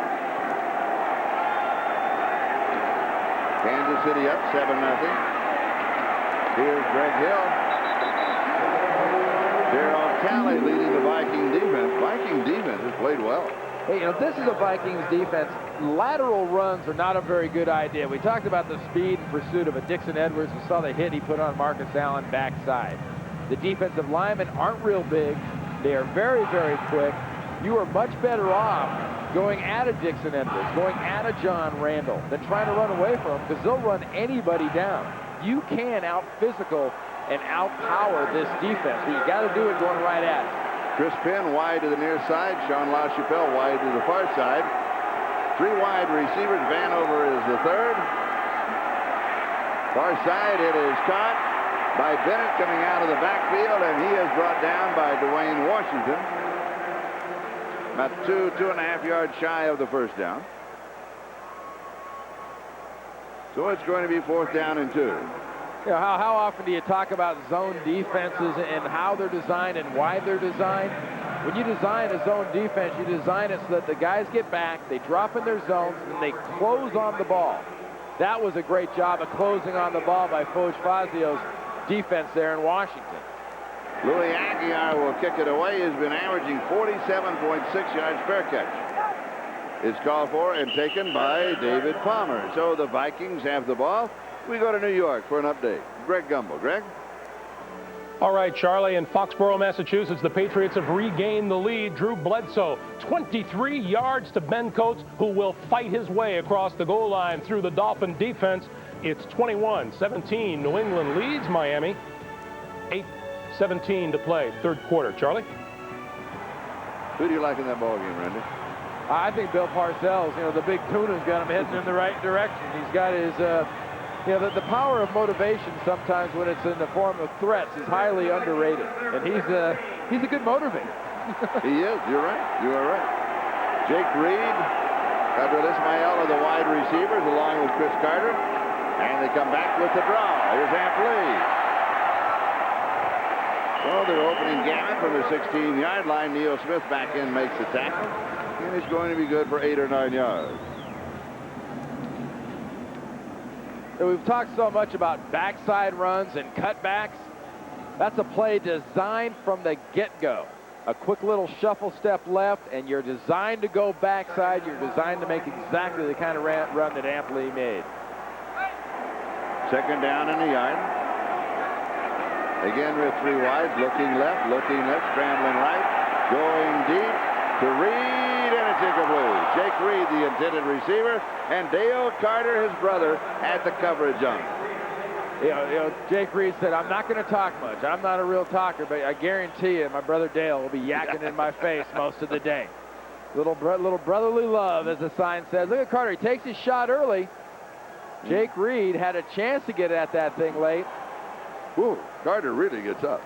Yeah, they are wonderful athletes. You know, when they were at this age, you don't think there was much competition there, do you? Whoa, big time. Jake Reed, the big brother, has been, always will be. Third down and 1, and Brad Johnson scoots for the first down, surprising everybody. Nice play, Brad. Washington with a tackle. Watch how this happens. You know how many people know about this? That's not your basic just goose and go. The entire team knows about that. Sometimes only the center and quarterback are the only one moving. The only people moving there were in purple because Kansas City was stunned. And a gain of 10 yards in the 6th first down of the day for the Vikings. Kansas City, as you see, is 15. Everybody is reversing and crossing, and it mixes up everybody. David Palmer ends up with the ball, and I'm not sure that the backfield of the Vikings were all going in the right direction. Collins with the tackle. The ball was. Yeah, that's always important. We'll take the countdown to the end of the third quarter. Kansas City leads it by a score. Hold it. They took a timeout. Wait a minute. Don't go away. Don't start the music. We have an injury timeout. That's Mark Collins down on the field for the Chiefs. He has an interception in the ball game that you saw earlier, his 4th of the year. Watch Palmer. You see Collins come in right there at the end.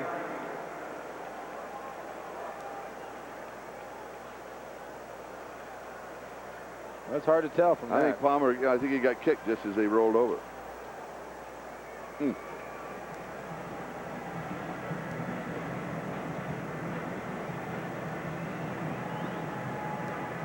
Marty Schottenheimer talking on the sideline with Martin Bayless. Talking with his tweener there.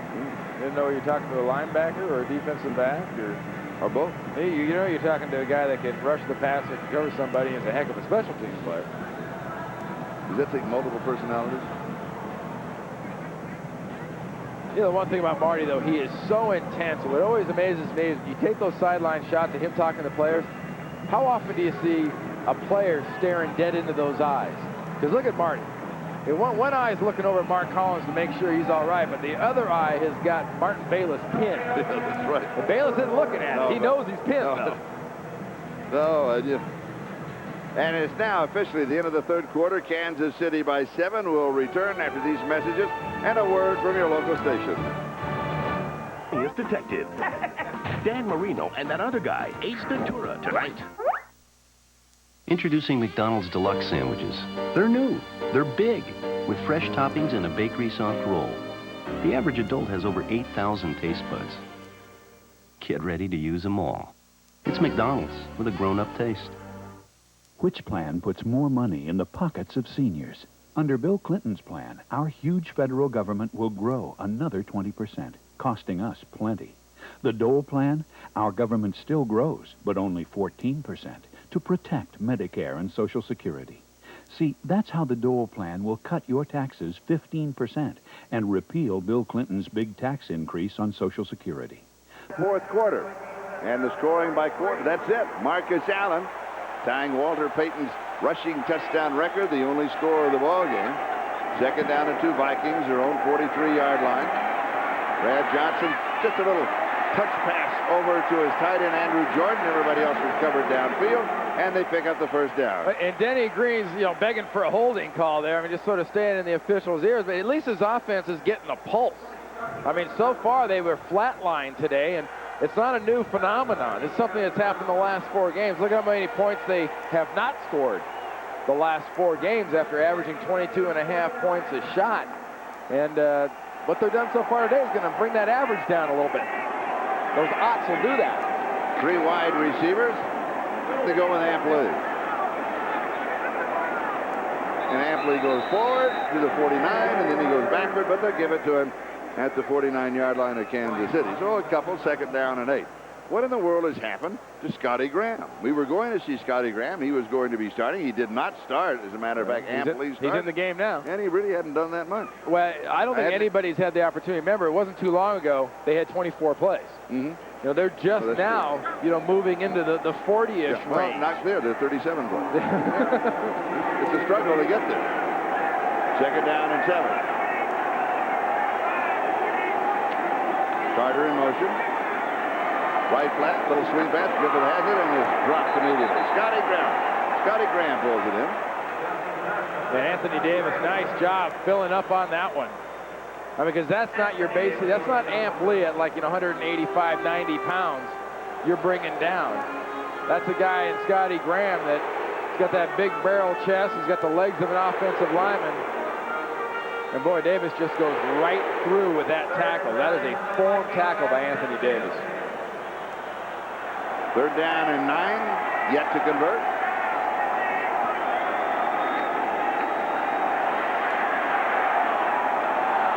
Incomplete. Chris Carter, the intended receiver. James Hasty of the coverage. He is down. The throw was behind him. The Vikings still have not converted on third down.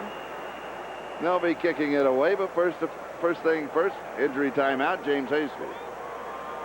Was he grabbing his hamstring? He's holding that left hamstring. He started to go down right there at the end of that play.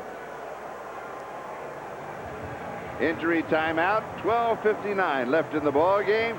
Kansas City leads it 7-0.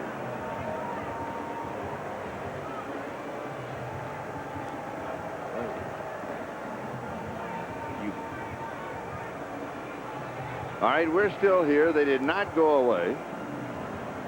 By the way, last Monday night, Robert Goulet and his son sang the national anthem here before the ball game. They're appearing in town in Man of La Mancha. They did an outstanding job, and tonight is the last night.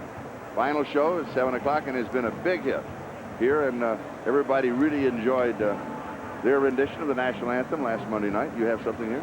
No, I'm just thinking in general with him down, with Hasty down. If you're the Minnesota Vikings, you gotta store that away. Yes. Because if his hamstring is hurt, remember the great job these corners are doing covering the receivers. They're covering Jake Reed, they're covering Chris Carter. Suddenly now you're down to one starter, and you're looking at the fact that you're Jerome Woods or Tony Stargell. I mean, you're looking back down in your roster, and if you're Minnesota and Denny Green, you say, okay, good, we get the ball back. We're going after that guy. Oh, yeah. That is our weak link now, because Hasty and Dale Carter have stifled this offense in the passing game. Darren Anderson, who is a backup cornerback, is inactive today. This is the 7th punt of the ball game by Mitch Berger. He's been averaging 39 yards. Tamarick Vano, senior. His son, Junior, born last Monday. He was there.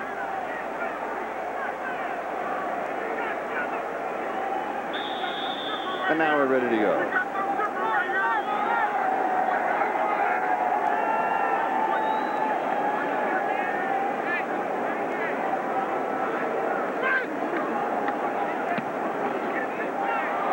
Very good kick. Fair catch is called for at the 16-yard line. A flag back where Mitch Berger was kicking. Neil Smith, number 90.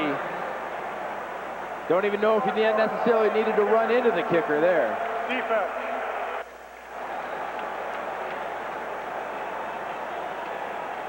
I mean, he can put his arms up all he wants, but he ran into Mitch Berger.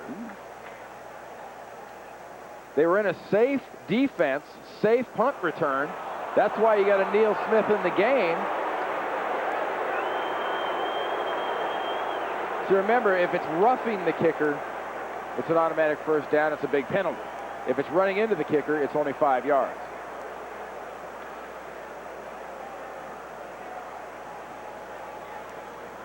Here's the call. 5 yards running into the kicker, number 90 of the receiving team. 5 yards, repeat 4th down.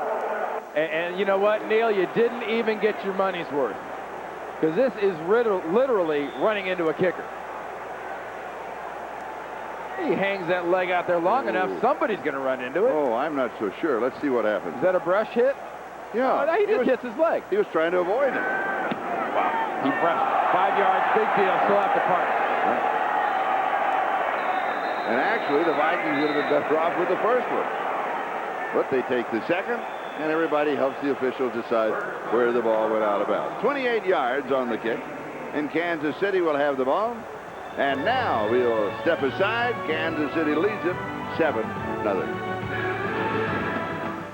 In the game, Kansas City has the ball at the 19-yard line. Bono sets the screen right side, and he goes to Kimball Anders. Anders maybe a yard, if that much. So it will be 2nd down. Well, Jeff Brady, again, coming from his inside linebacker position, did a nice job knifing through the blocking that was set up for that little screen. 2nd and 9, 20-yard line. This was unusual guys, that Jeff Brady, because, I mean, a guy that bounced around as much as he did, he's making a lot of plays against Steve Bono in the passing game. You saw the numbers with Steve Bono. I mean, they're not terrible, but they haven't made anything happen down the field. Play action fake. Has pressure. Scramble. Goes underneath. Greg Hill. And Hill will pick up the first down. He goes to the 31-yard line. Picks up 11 yards on the play.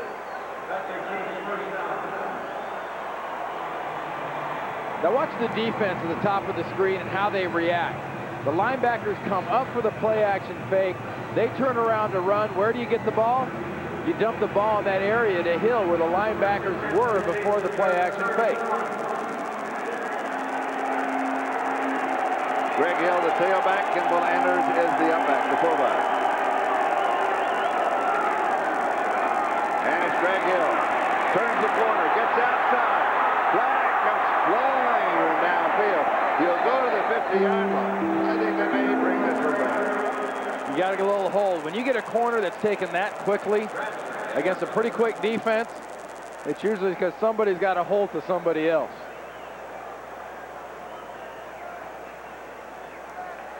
That's the call against Kansas City, so they will bring it back. Here's first down at their own 31-yard line. Another Holding, 38 offense, 10 yards. Repeat first down. That is their 10th penalty of the ball game for 70 yards. Watch the left side of the line. Right there. Darryl Talley's trying to get away from Kimball Anders. Combination grab, tackle, takedown, whatever, 10 yards.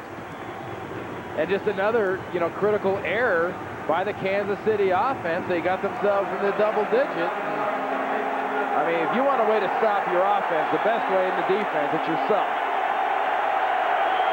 Still a lot of time, just under 11 minutes. Bumping right, coming back left to Reggie Johnson. Johnson, the tight end, up the sideline, out of bounds, around the 47-yard line, and he gets it all back. That was first down at 20. He gets 26. Washington and Thomas finally get to it. This makes absolutely no sense. Why is he this wide open? No one even near him. Look at Washington. He gets him out of bounds, but he's the nearest guy to him, 10 yards away. You get a little blocking down. That is a very weak attempt at a cut block, and mainly because he was trying to cut a linebacker, Jeff Brady, and Brady doesn't wear any knee pads. He'd be easy to cut. First down, 47-yard line. Greg Hill maybe a yard. Dixon Edwards is there to stop him. Penn made that attempt going at Brady's legs like that, and I mean, if you're going to do it, you throw through it. You don't cut block the ground. You cut block the legs. But look at the legs of this linebacker. No knee pads. His whole philosophy on that, if I'm slow enough and dumb enough to let somebody get into my legs, I should hurt my legs. And believe me, that hurts when somebody gets in your legs like that, but when you're a linebacker trying to look for that edge to be quick against a guy like Hill, maybe it's better not to have the extra weight. Second down and 9. Here is Hill to the left side again. He has the corner, 40, 35, 30, and then taken out of bounds around the 23-yard line. Well, what I just say, Charlie, about a guy like Hill with that kind of speed, watch the speed of Greg Hill. Watch Brady, number 50, try to flow out and get to him. Jeff, you might want to take out your thigh pads, too, because if it's going to make that much difference in speed, this guy just smoked. The Vikings defense was pure speed. Greg Hill, 10 rushes, 60 yards. That last one was for 27. It's a first down at the Minnesota 23-yard line. Marty complaining about that tackle there, saying the defender went at the head. And here is Marcus with the hold. Marcus to the 15-yard line. Orlando Thomas with the tackle. I was just thinking, how many players in the National Football League can you call just by one name? You say Marcus, and everybody knows. Well, that's true. We saw, like you said, one more rushing touchdown right there to get to 111 to become the all-timer. There's very few. There's no lineman, Charlie. No lineman. Unless you got a name like Bubba or, something. Initials. But very rarely does a fat guy get that kind of name. The copier's broken again. Can we get a Xerox? They have them at Staples. I'll think about it.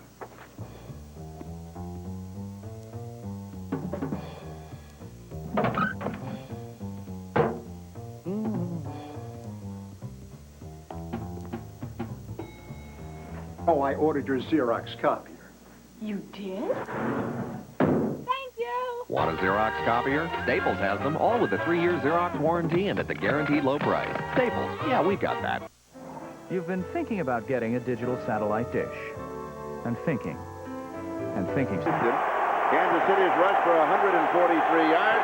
Minnesota 14 as you look at the current drive underway. And here's the quick drop by Greg Hill, and he'll go to about the 11 or 12-yard line.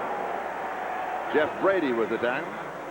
We knew coming into this game both teams desperately wanted to run the ball, but it's a one-sided desperation right now because the Vikings are the ones that desperately want to run the ball, and Kansas City has, but I'm not quite sure if Marcus right now would desperately like to run the ball, especially for a touchdown.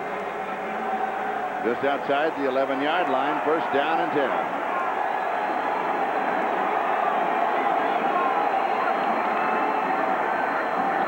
Here's Hill again. Now he goes to about the 6. Greg Hill.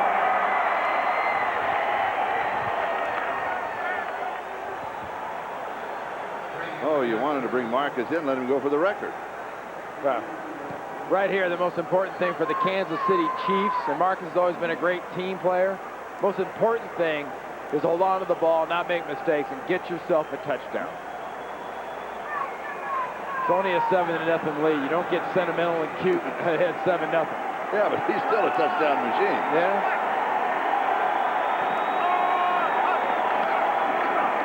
Greg Hill to the 5. He gets a yard, and that is it. And here is Marcus earlier in the ball game. With 26 seconds to go in the first half, he goes over the top at the other end, and this is the touchdown that ties the record of Walter Payton of rushing touchdowns, 110. And 89% have come from within 10 yards. The Chiefs are at the 5.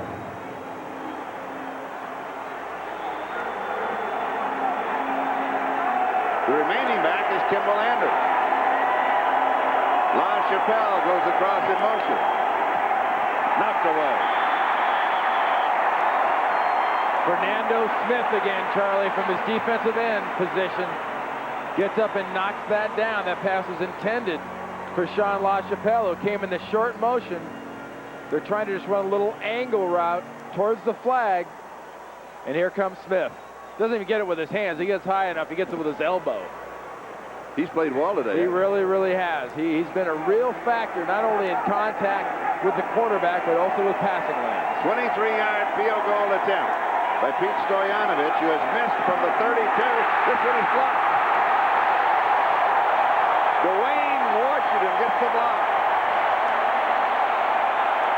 Minnesota, a team known for great special teams play and blocking kicks. Last week against Chicago, the Bears got a punt. The Bears got a field goal. Today, Washington gets in and gets a critical field goal block.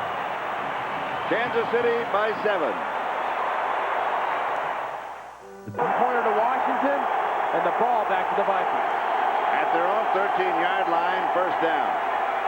They're going to go at the spot vacated by James Hasty. He's out with a hamstring. Tony Stargell has replaced him, and they go right at him. They send Kadri Ismail in that direction. They do not connect. Well, they didn't send the A team at him. They sent the B team in Ishmael, because if you're really serious about it, and I know Ishmael's a good returner and a pretty good wide receiver, and he's pretty quick, but you want to threaten a guy that's got to be nervous, and Stargell's got to be nervous coming into this situation. You threaten him with one of the big guys. Second down and 10, 3 wide receivers on the set. Brad Johnson, the quarterback for the Vikings, has led the NFL in fourth quarter passing. And this is Jake Reed. He doesn't hang on to it in traffic. That is not like him at all. So now in the fourth quarter, Brad Johnson is 1 of 4. Now that's the passing by quarters. First quarter, 6 of 10. Second quarter, 2 of 4. Third quarter, 4 of 11. Fourth quarter, now 1 of 4. And really what's happened there is Stargell's come in, and Kansas City defensively is managing to dictate to Minnesota who he will be on. They're putting Carter on Reed up at the top, and they're putting Collins on the left in the slot there against Carter.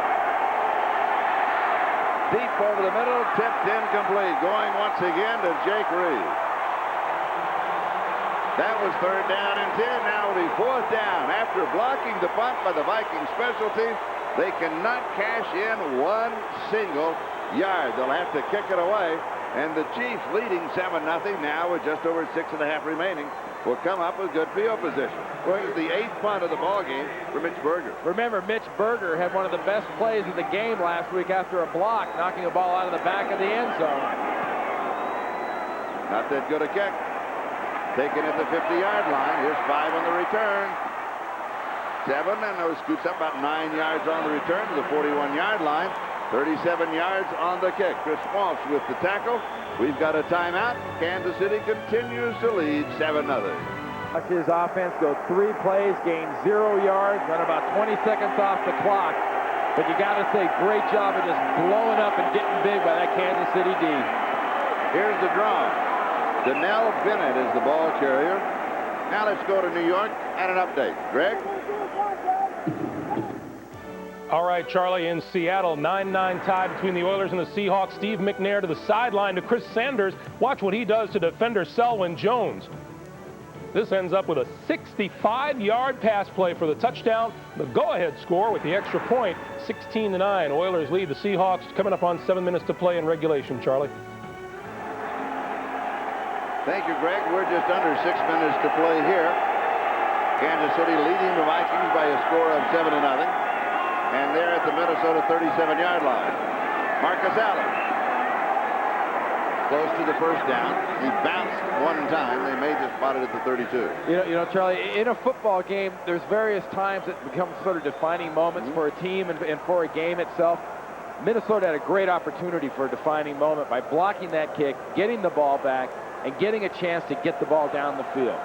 Now, one way or the other, the moment defines you, whether negatively and positively. That's a negative defining moment for Denny Green and his Minnesota Viking team. They get nothing to run the ball at no time at all. 3 and out. See you later. Not only put your defense right back on the field, but it absolutely kills the confidence of your offense.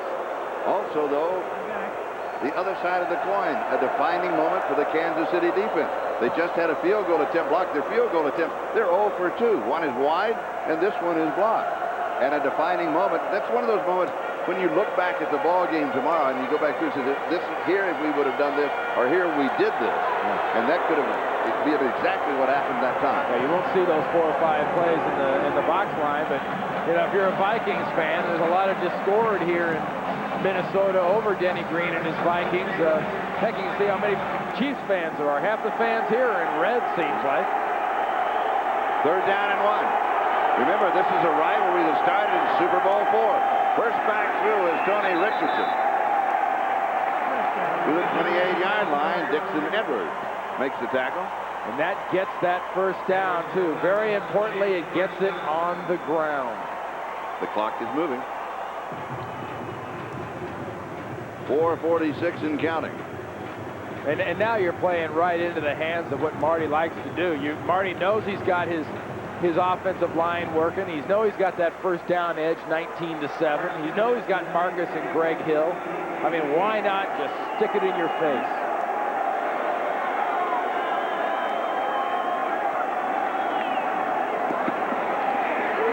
First down, Marcus carries, and he is stopped. Fernando Smith again. He is really having a good ball game defensively.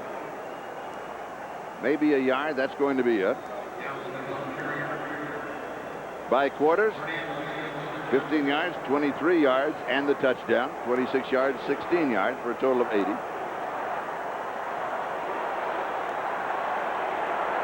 I'm surprised he's in here on this drive, and he wasn't in on the last one when they got down inside the 15-yard. They really need the yards now. They need a guy that won't drop the ball.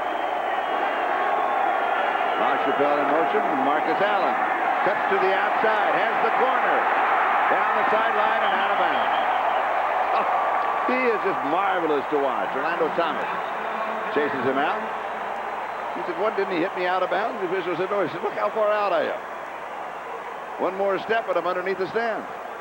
How intense are those eyes? Watch the burst right here. Bang. That is the burst that gets Marcus Allen outside. And, you know, actually, that was not a hit out of bounds. That was just sort of a trip. Plus, in the defender's defense, when you got a guy running that fast, you're not much worried about timing where you are in the field. You just want to get him out of bounds. You're looking at the current drive that has taken almost 3 minutes. First down, 17-yard line of the Vikings. Now to this side with Greg Hill. He's got the corner and the score. He does it. Charlie, that's the third pure speed to the left run for Greg Hill. Sometimes you beat a defense, other times you burn it. He burned it again. And that is his first touchdown of the season. Pure and simple. Watch Darryl Talley and the defense on this side. Not great blocking. Bennett gets a pretty good block. But that is just see you later by speed. Nobody coming from the inside. You cannot over-pursue, and you can't catch that kind of speed once it gets in there. And when a cornerback like Washington's the last one to get there late, you know Greg Hill had the Jets working. And the extra point is up, and it is good. And Kansas City now leads Minnesota by a score of 14-0 with just over 3.5 minutes left to go in the ballgame. You got an awful lot of people filing out of this building right now, Charlie, and it's just going to fuel more of the discord here in Minneapolis, you know about it. I mentioned a moment ago the tradition that started between these two teams, although they haven't played that much over the years. It started in Super Bowl IV, 1970. The Chiefs and the Vikings met. Lynn Dawson was the quarterback for Kansas City. They were a decided underdog, but they pulled off the upset 23-7 in Tulane Stadium. And Lenny completed 12 of 17 for 142 yards and a touchdown. And then he was known as Lenny the Cool. Congratulations from Hank Stram. Now he's Lenny the Broadcaster, as he is that is the broadcast booth of the Kansas City Chiefs, and in the Hall of Fame, wearing his Super Bowl ring today. It says Hall of Fame ring, his little nick in it. Says, otherwise they have them both on. He's a good man. We worked together for 7 years at NBC. One of the truly nice people in the world. He and his lovely wife Linda, good friends.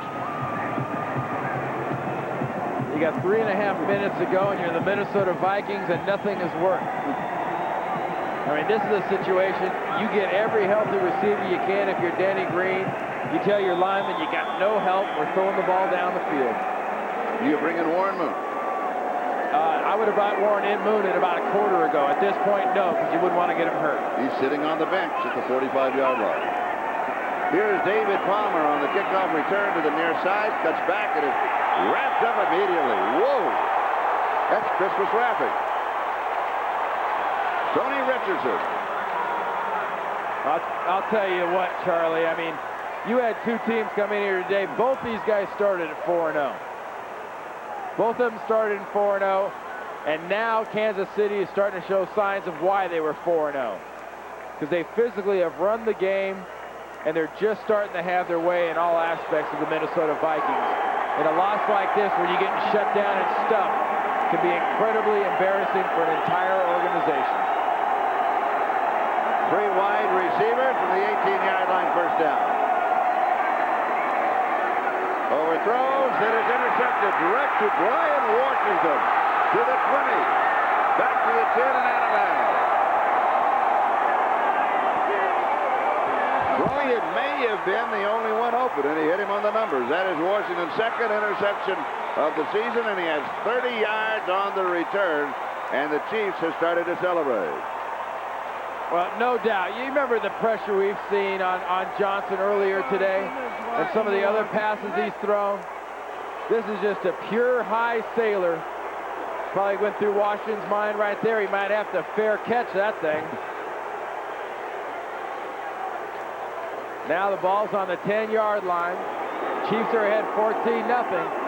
Charlie, now is when you can afford to feed a Marcus Allen if you want to look out of your way to get a record for a running back. At 7-0, I don't think so. With 3 minutes and 12 seconds to go, up by 2 touchdowns, now you can do it. They go, though, with Greg Hill as the tailback. He has had an outstanding game for Kansas City. He jumps to the outside, has the speed, has the corner, has the touchdown. Second touchdown of the ball game. This one from 10 yards out. He celebrates his first 2 touchdowns of the season. Well, he's lucky this isn't a home game for the Chiefs, because I guarantee you, if Marcus Allen was in Kansas City, they'd be feeding him the ball. They're going to wait and let the local fans enjoy that one. Chiefs will be hosting Green Bay next week. Don't discount another case of speed. Dial 911. Call the burn unit, because this Minnesota Vikings defense is right now getting roasted. And the extra point attempt. It is good, and Kansas City now leads by a score of 21-0 with just over 3 minutes to go. It's November. They're stuffing the turkey. Chiefs are up by 21 points. Denver plays at Oakland tomorrow night. The Vikings now will fall further behind Green Bay. Yeah, I was going to say that purple speed bump you see is the Viking organization and team, because it is reeling coming into the game, and it might go about flatline right now after a loss like this, just getting humiliated at home. Pete Stoyanovich will be kicking off. Ampley and David Palmer are the return men. We'll go back to that defining moment after the blocked field goal attempt. 3 and out, 0 yards, very little time, and Kansas City then took over the ballgame. Carl Peterson, president of the Kansas City Chiefs.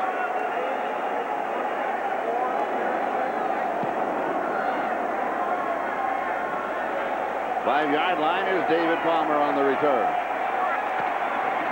Opening is not there. Good return, though, near the 30-yard line. And we have a little pushing and shoving, and some flags are going to go flying. Well, the fans aren't the only ones frustrated in here. You got a few football players that are frustrated. Meanwhile, Mike Ditka, his alien guide to football, he makes a guest appearance tonight. Why are you guys throwing the ball? You're throwing guys too short to see over the fat guys. You need to run left. It's their weak side. Oh, what do we do after that, Miss Schottenheimer? You do it again. They won't expect it. She's right, Coach. You shut up, or I'll quit fixing your grades. That's tonight. Mike Ditka guest starring on the Third Rock from the Sun. Face mask, 15 yards, first down. Face mask penalty. Mike Ditka, of course, is I guess he's the original alien, you might say. That's a great show, isn't it? It's wonderful. It's a great cast, and I'm sure, watched the NFL and NBC earlier this morning. Ditka talked about the fact that, what a great time he had with that cast. John Lithgow and the whole group. Vikings from the 44-yard line. That's a misread. The receiver reading the defense one way, cut inside. And Brad Johnson reading the defense the other way, threw it outside. Well, great body language by Ismail. He knew where he was going to be. Yeah. Brad Johnson didn't know where he was going to be. Yeah. Last time they were shut out, 91. That's 5 years ago by New Orleans, 26-0. 5+ years. And there's something wrong with this team when this team cannot run the football. They've got guys like Ampley. They've got guys like Scotty Graham who can't run. Sideline pass to Palmer, has it, and he spun out of bounds. Page also points up just how important Robert Smith was for the Vikings. He rushed for 692 yards, and now with a knee injury last Monday night, he's out for the year. Well, also Warren Moon, Charlie. You can't discount. As much as fans love that backup quarterback, we talked about this at the very beginning of the game. Two groups love backup quarterbacks. The fans at home and a defense like Kansas City. And Kansas City's defense has made Johnson look like a backup quarterback, and Minnesota has missed Robert Smith very, very badly today. This pass is complete at the 44-yard line of Kansas City to Chris Carter, and there's a reason that a backup quarterback is a backup quarterback. 2-minute warning now will be given to both benches.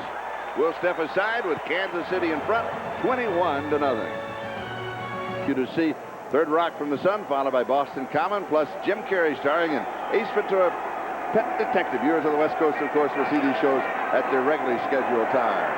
Going deep, and it is caught. Kadri Ismail with the catch. A flag goes down. They're throwing it at Tony Stargell. He's in replacing James Hasty, who is out with a hamstring. Well, he has hands all over Ismail, and Ismail still catches it. 32 yards on the play. Well, they missed their chance in that defining moment to take advantage of Stargell being in there. Now it's just a little too late. Pass interference, 45 defense, penalties declined. Result of the play, first down. The great thing about this play is just merely the concentration and the vertical drop. The ball just drops right in, Stargell never looks back with the contact, and Ismail sees it all the way in. First down at the 11-yard line. Left flat pass is complete, far side. That's David Palmer, and he is wrapped up by Tony Stargell. They're just looking around to see where Stargell is, and they're going in that direction. Well, you know, after those last two plays, Minnesota has only had 46 plays in this game. Kansas City has had 73 plays. Minnesota rushed for 44 yards. 44 yards on 11 rushes. The Miami-New England game is still continuing. If our game is over on schedule, then we will be joining that game. So don't go away here. Vikings with an opportunity, the best opportunity to score in the ball game, and it is almost intercepted. It was tipped and kind of bounced around a bit, and you thought that somebody might pick it off, and they didn't. Anthony Davis had a heck of an opportunity. Showing off those nicely taped up linebacker hands. They're great tacklers, but not great hands. Well, look at all the stuff on your hands. How do you expect to be able to catch? You got baseball gloves, and you got tape, and you got a pad on your wrist. I mean, it's no wonder. I mean, those are hands made to bat a ball down. That's right. Catch it. They don't pay him to catch balls. They pay him to bat balls down and to knock people down. Third down and 7, 8-yard line. Buying time, going right at the corner. Does he get it? Yes, touchdown. Chris Carter, his 5th touchdown reception of the season. And it is Dale Carter, no relation, but the brother of Jake Reed. Reed with his mother's maiden name, and Dale with his mother's married name. 8 yards and the score. I'm not sure. We got to look at this again. Remember, I don't care where the feet are. When you're talking about the end zone, that ball's got to be in the end zone, doesn't it? Last time I checked.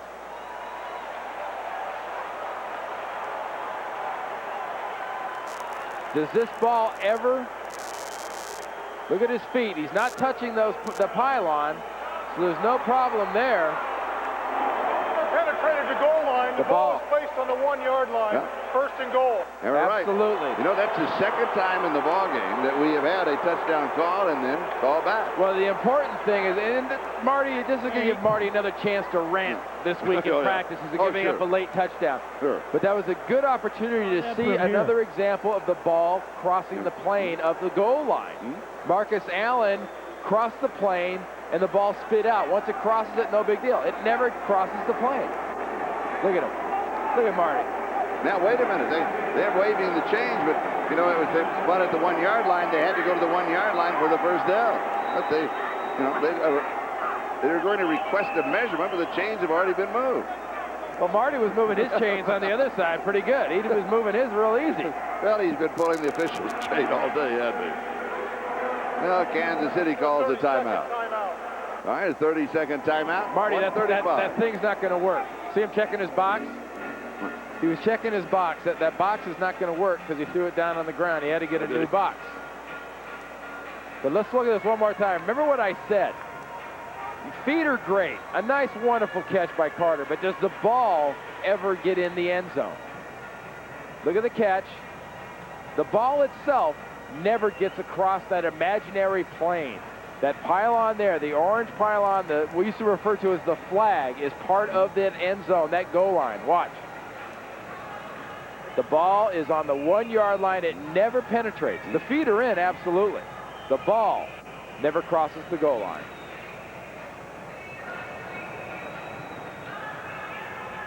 So with the ball spotted at the 1, it'll be first down and goal to go at the 1-yard line. So that is not Chris Carter's touchdown. And this is a very, very proud Kansas City defense. Not getting in there just gives them another chance to puff up, to blow up. Remember the defining moment. They puffed up, and they stopped Minnesota. Another puff-up point. Into that corner, and it is incomplete. The flag comes in. Chris Carter and Dale Carter. Charlie, I'm not completely sure. If they call this against Dale Carter, who initiates all the contact? Chris Carter gets away with a lot of contact, too, I think. 34 defense. Never mind. Foul occurred in the end zone, therefore it's a half the distance to the goal penalty. First and goal on the half-yard line. Never mind. And that happens to you in New York, you lose your wallet. I mean, that was a street corner mug in there. Oh, come on, don't complain. Look at him smiling. He had his arms wrapped around him and throws him down on the ground. Who, me? But from Kansas City standpoint, not a bad play. You save a touchdown, you give him another opportunity, but you keep him out of the end zone. From the half-yard line. A lot of confusion defensively. The mugging may continue.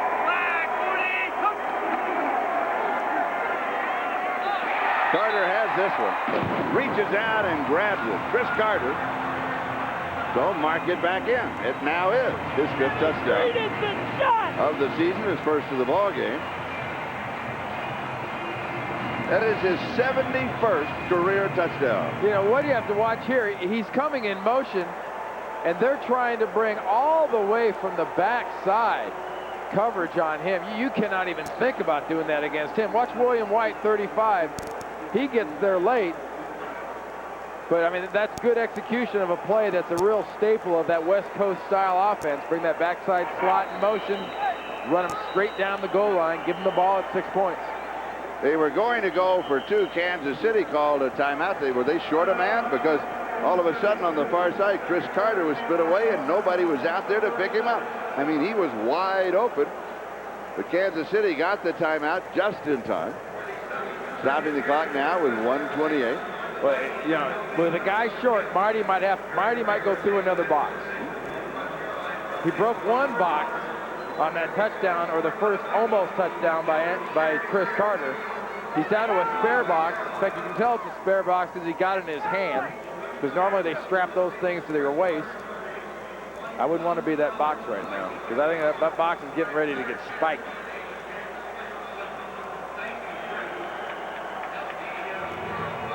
Martin Beta's in on the discussion for Kansas City. Dave Zott. Zott had a nice comment to us when we were talking to him yesterday about all the fines that are going on. He said, if you're going to be fined, and he's going to be fined, he said, why not give it to, let us have it for our charities. He's got Zots for Kids, and it helps his the blind people. He has a blind brother and a young son who has cerebral palsy. Into the end zone, and it is no good. So the score will remain 21-6. Chris Carter again, the intended receiver. They get ready to kick off. Let's go to New York and Greg Gumbel. All right, in the next rest of this month of November with a little San Diego squeeze wedged in there between. And now a minute 24. Kansas City is going to start the kneel down. Vikings will call a timeout. 1:20 time remaining. All right, and update the NFC Central with the Minnesota Vikings.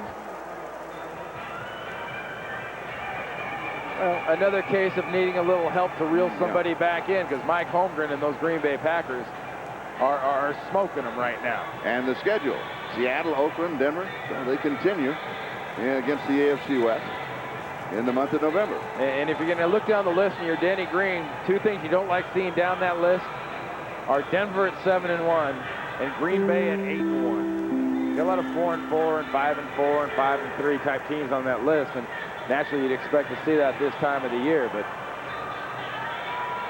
ticker going by, so you can check out. These are the early games. See how your favorites did. Kansas City has a timeout remaining. The Vikings have 2. And this will empty the stadium out in a hurry. Vikings will take another timeout. Jacksonville and the New York Jets, both with byes today. Now, those are the last 2 byes of the year. So from here on, it is every weekend. NFL football, wall to wall. And now Kansas City, here's an update. Kansas City won, Minnesota with 1. Boy, did you see what New England's doing to Miami? Look what Buffalo's doing to Washington. Yes. Lord, did. And Buffalo at Philadelphia next week will be there. That's going to be a great ball game here on NBC. The NFL on NBC. It's an interesting season, an up and down and turning around, and who knows what's going to happen next. I thought the Cowboys were coming back and that they would have no problems with Philadelphia. I was wrong.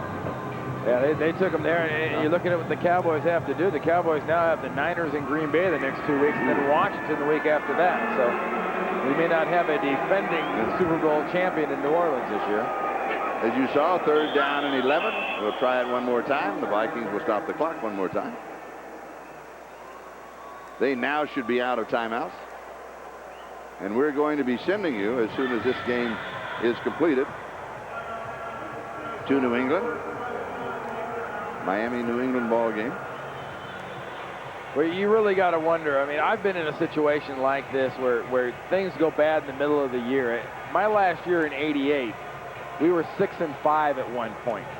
Came back that year and ended up winning the Super Bowl down in Miami, Super Bowl 23. But, you know, that was about as low as I'd ever felt on a team. And it's got to be similar to what these Vikings are going through right now. Because, I mean, nothing seems to be working right. The defense is playing well, but offensively, you got weapons like Chris Carter, who you saw there. You have Jake Reed. You got Ishmael. You got Warren Moon. I mean, you got a lot of strong weapons on this football team, and they cannot get it going or get it done. Louis Aguirre. He wants to hit it straight up and straight down. Fair catch is taken at the 15-yard line by David Palmer. So in reality, for a lot of our viewers, it's going to be a triple header. You had the early ball game, and then you had our ball game here, and you'll finish up with the New England-Miami game with Dick Enberg, Paul McGuire, and Phil Simms as your hosts. But first things first, the Vikings now with 1:08 left, out of timeouts, but still an opportunity to at least possibly find another mini defining moment. I tell you, Minnesota needs something offensively. It seems to me just they need to get a completely hosing off. They take his entire offense, personnel, playbooks, everything, throw it in the shower room, rinse it off, bring it out, dry it off, and see what you got. Look for another spot. Because right now you don't have anything.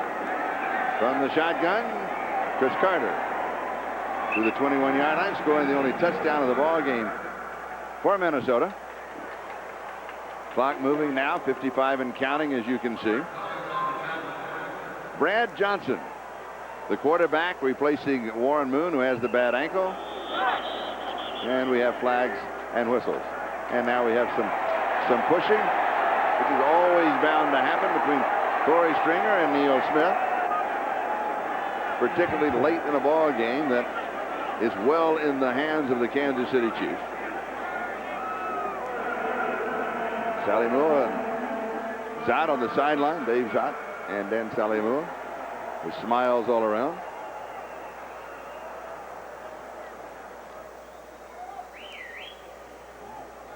By rule, please put the clock down to 37 seconds. Have a 10-second runoff by rule. Restart the clock on the umpire's signal. And that is when the penalty is against the team that is behind. It was a false start by the Vikings to try and stop the clock is the reason that is in. So they run 10 seconds off to 37 seconds, and then you're set to go again. Start the clock on the umpire's signal. The umpire is the official standing over the ball, and there is a signal as he winds the clock, and the countdown starts. It hadn't started yet. It was supposed to start. Well, the Vikings have an extra second or two. Johnson scrambles, runs, gets out to the 20-yard line, and he is down there. Derek Thomas brings him down. Minnesota out of timeouts. They'll go, of course, with a no-huddle. And the spike to stop the clock with 15 seconds. You know, Charlie, Denny Green's been under an awful lot of pressure here in Minnesota. You know, last year they're 8-8. Now they're talking about Lou Holtz this or all kinds of names. I don't know what change they need, but they need some help. Let's go to New York. All right, Charlie, at Buffalo, the Bills crushed the NFL's longest winning streak. Redskins had won 7 in a row. Derek Holmes, 14 yards, his third touchdown of the day. He rushed for 122. Thurman Thomas added 107 on the ground.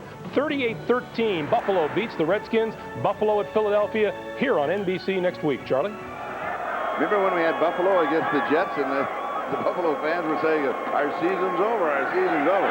Well, they are back. This pass is complete over the middle to Amp Lee, and Lee goes down around the 26-yard line, and that's going to be it. The clock will run down before the Vikings can get off another play. They simply cannot get everybody on sides, and this ball game is officially over. And for Marcus Allen, He ties the record of Walter Payton of 110 rushing yards. He did it in the closing moments of the first half. Usually he comes underneath. This time he goes over the top and is at the top of the record book with Walter Payton. He tied it in a great way because that's how sweetness. Walter Payton scored so many of his touchdowns over the top, and it's very apropos that Marcus should do it the same way. And if he does break it, he should break it at Kansas City. Kansas City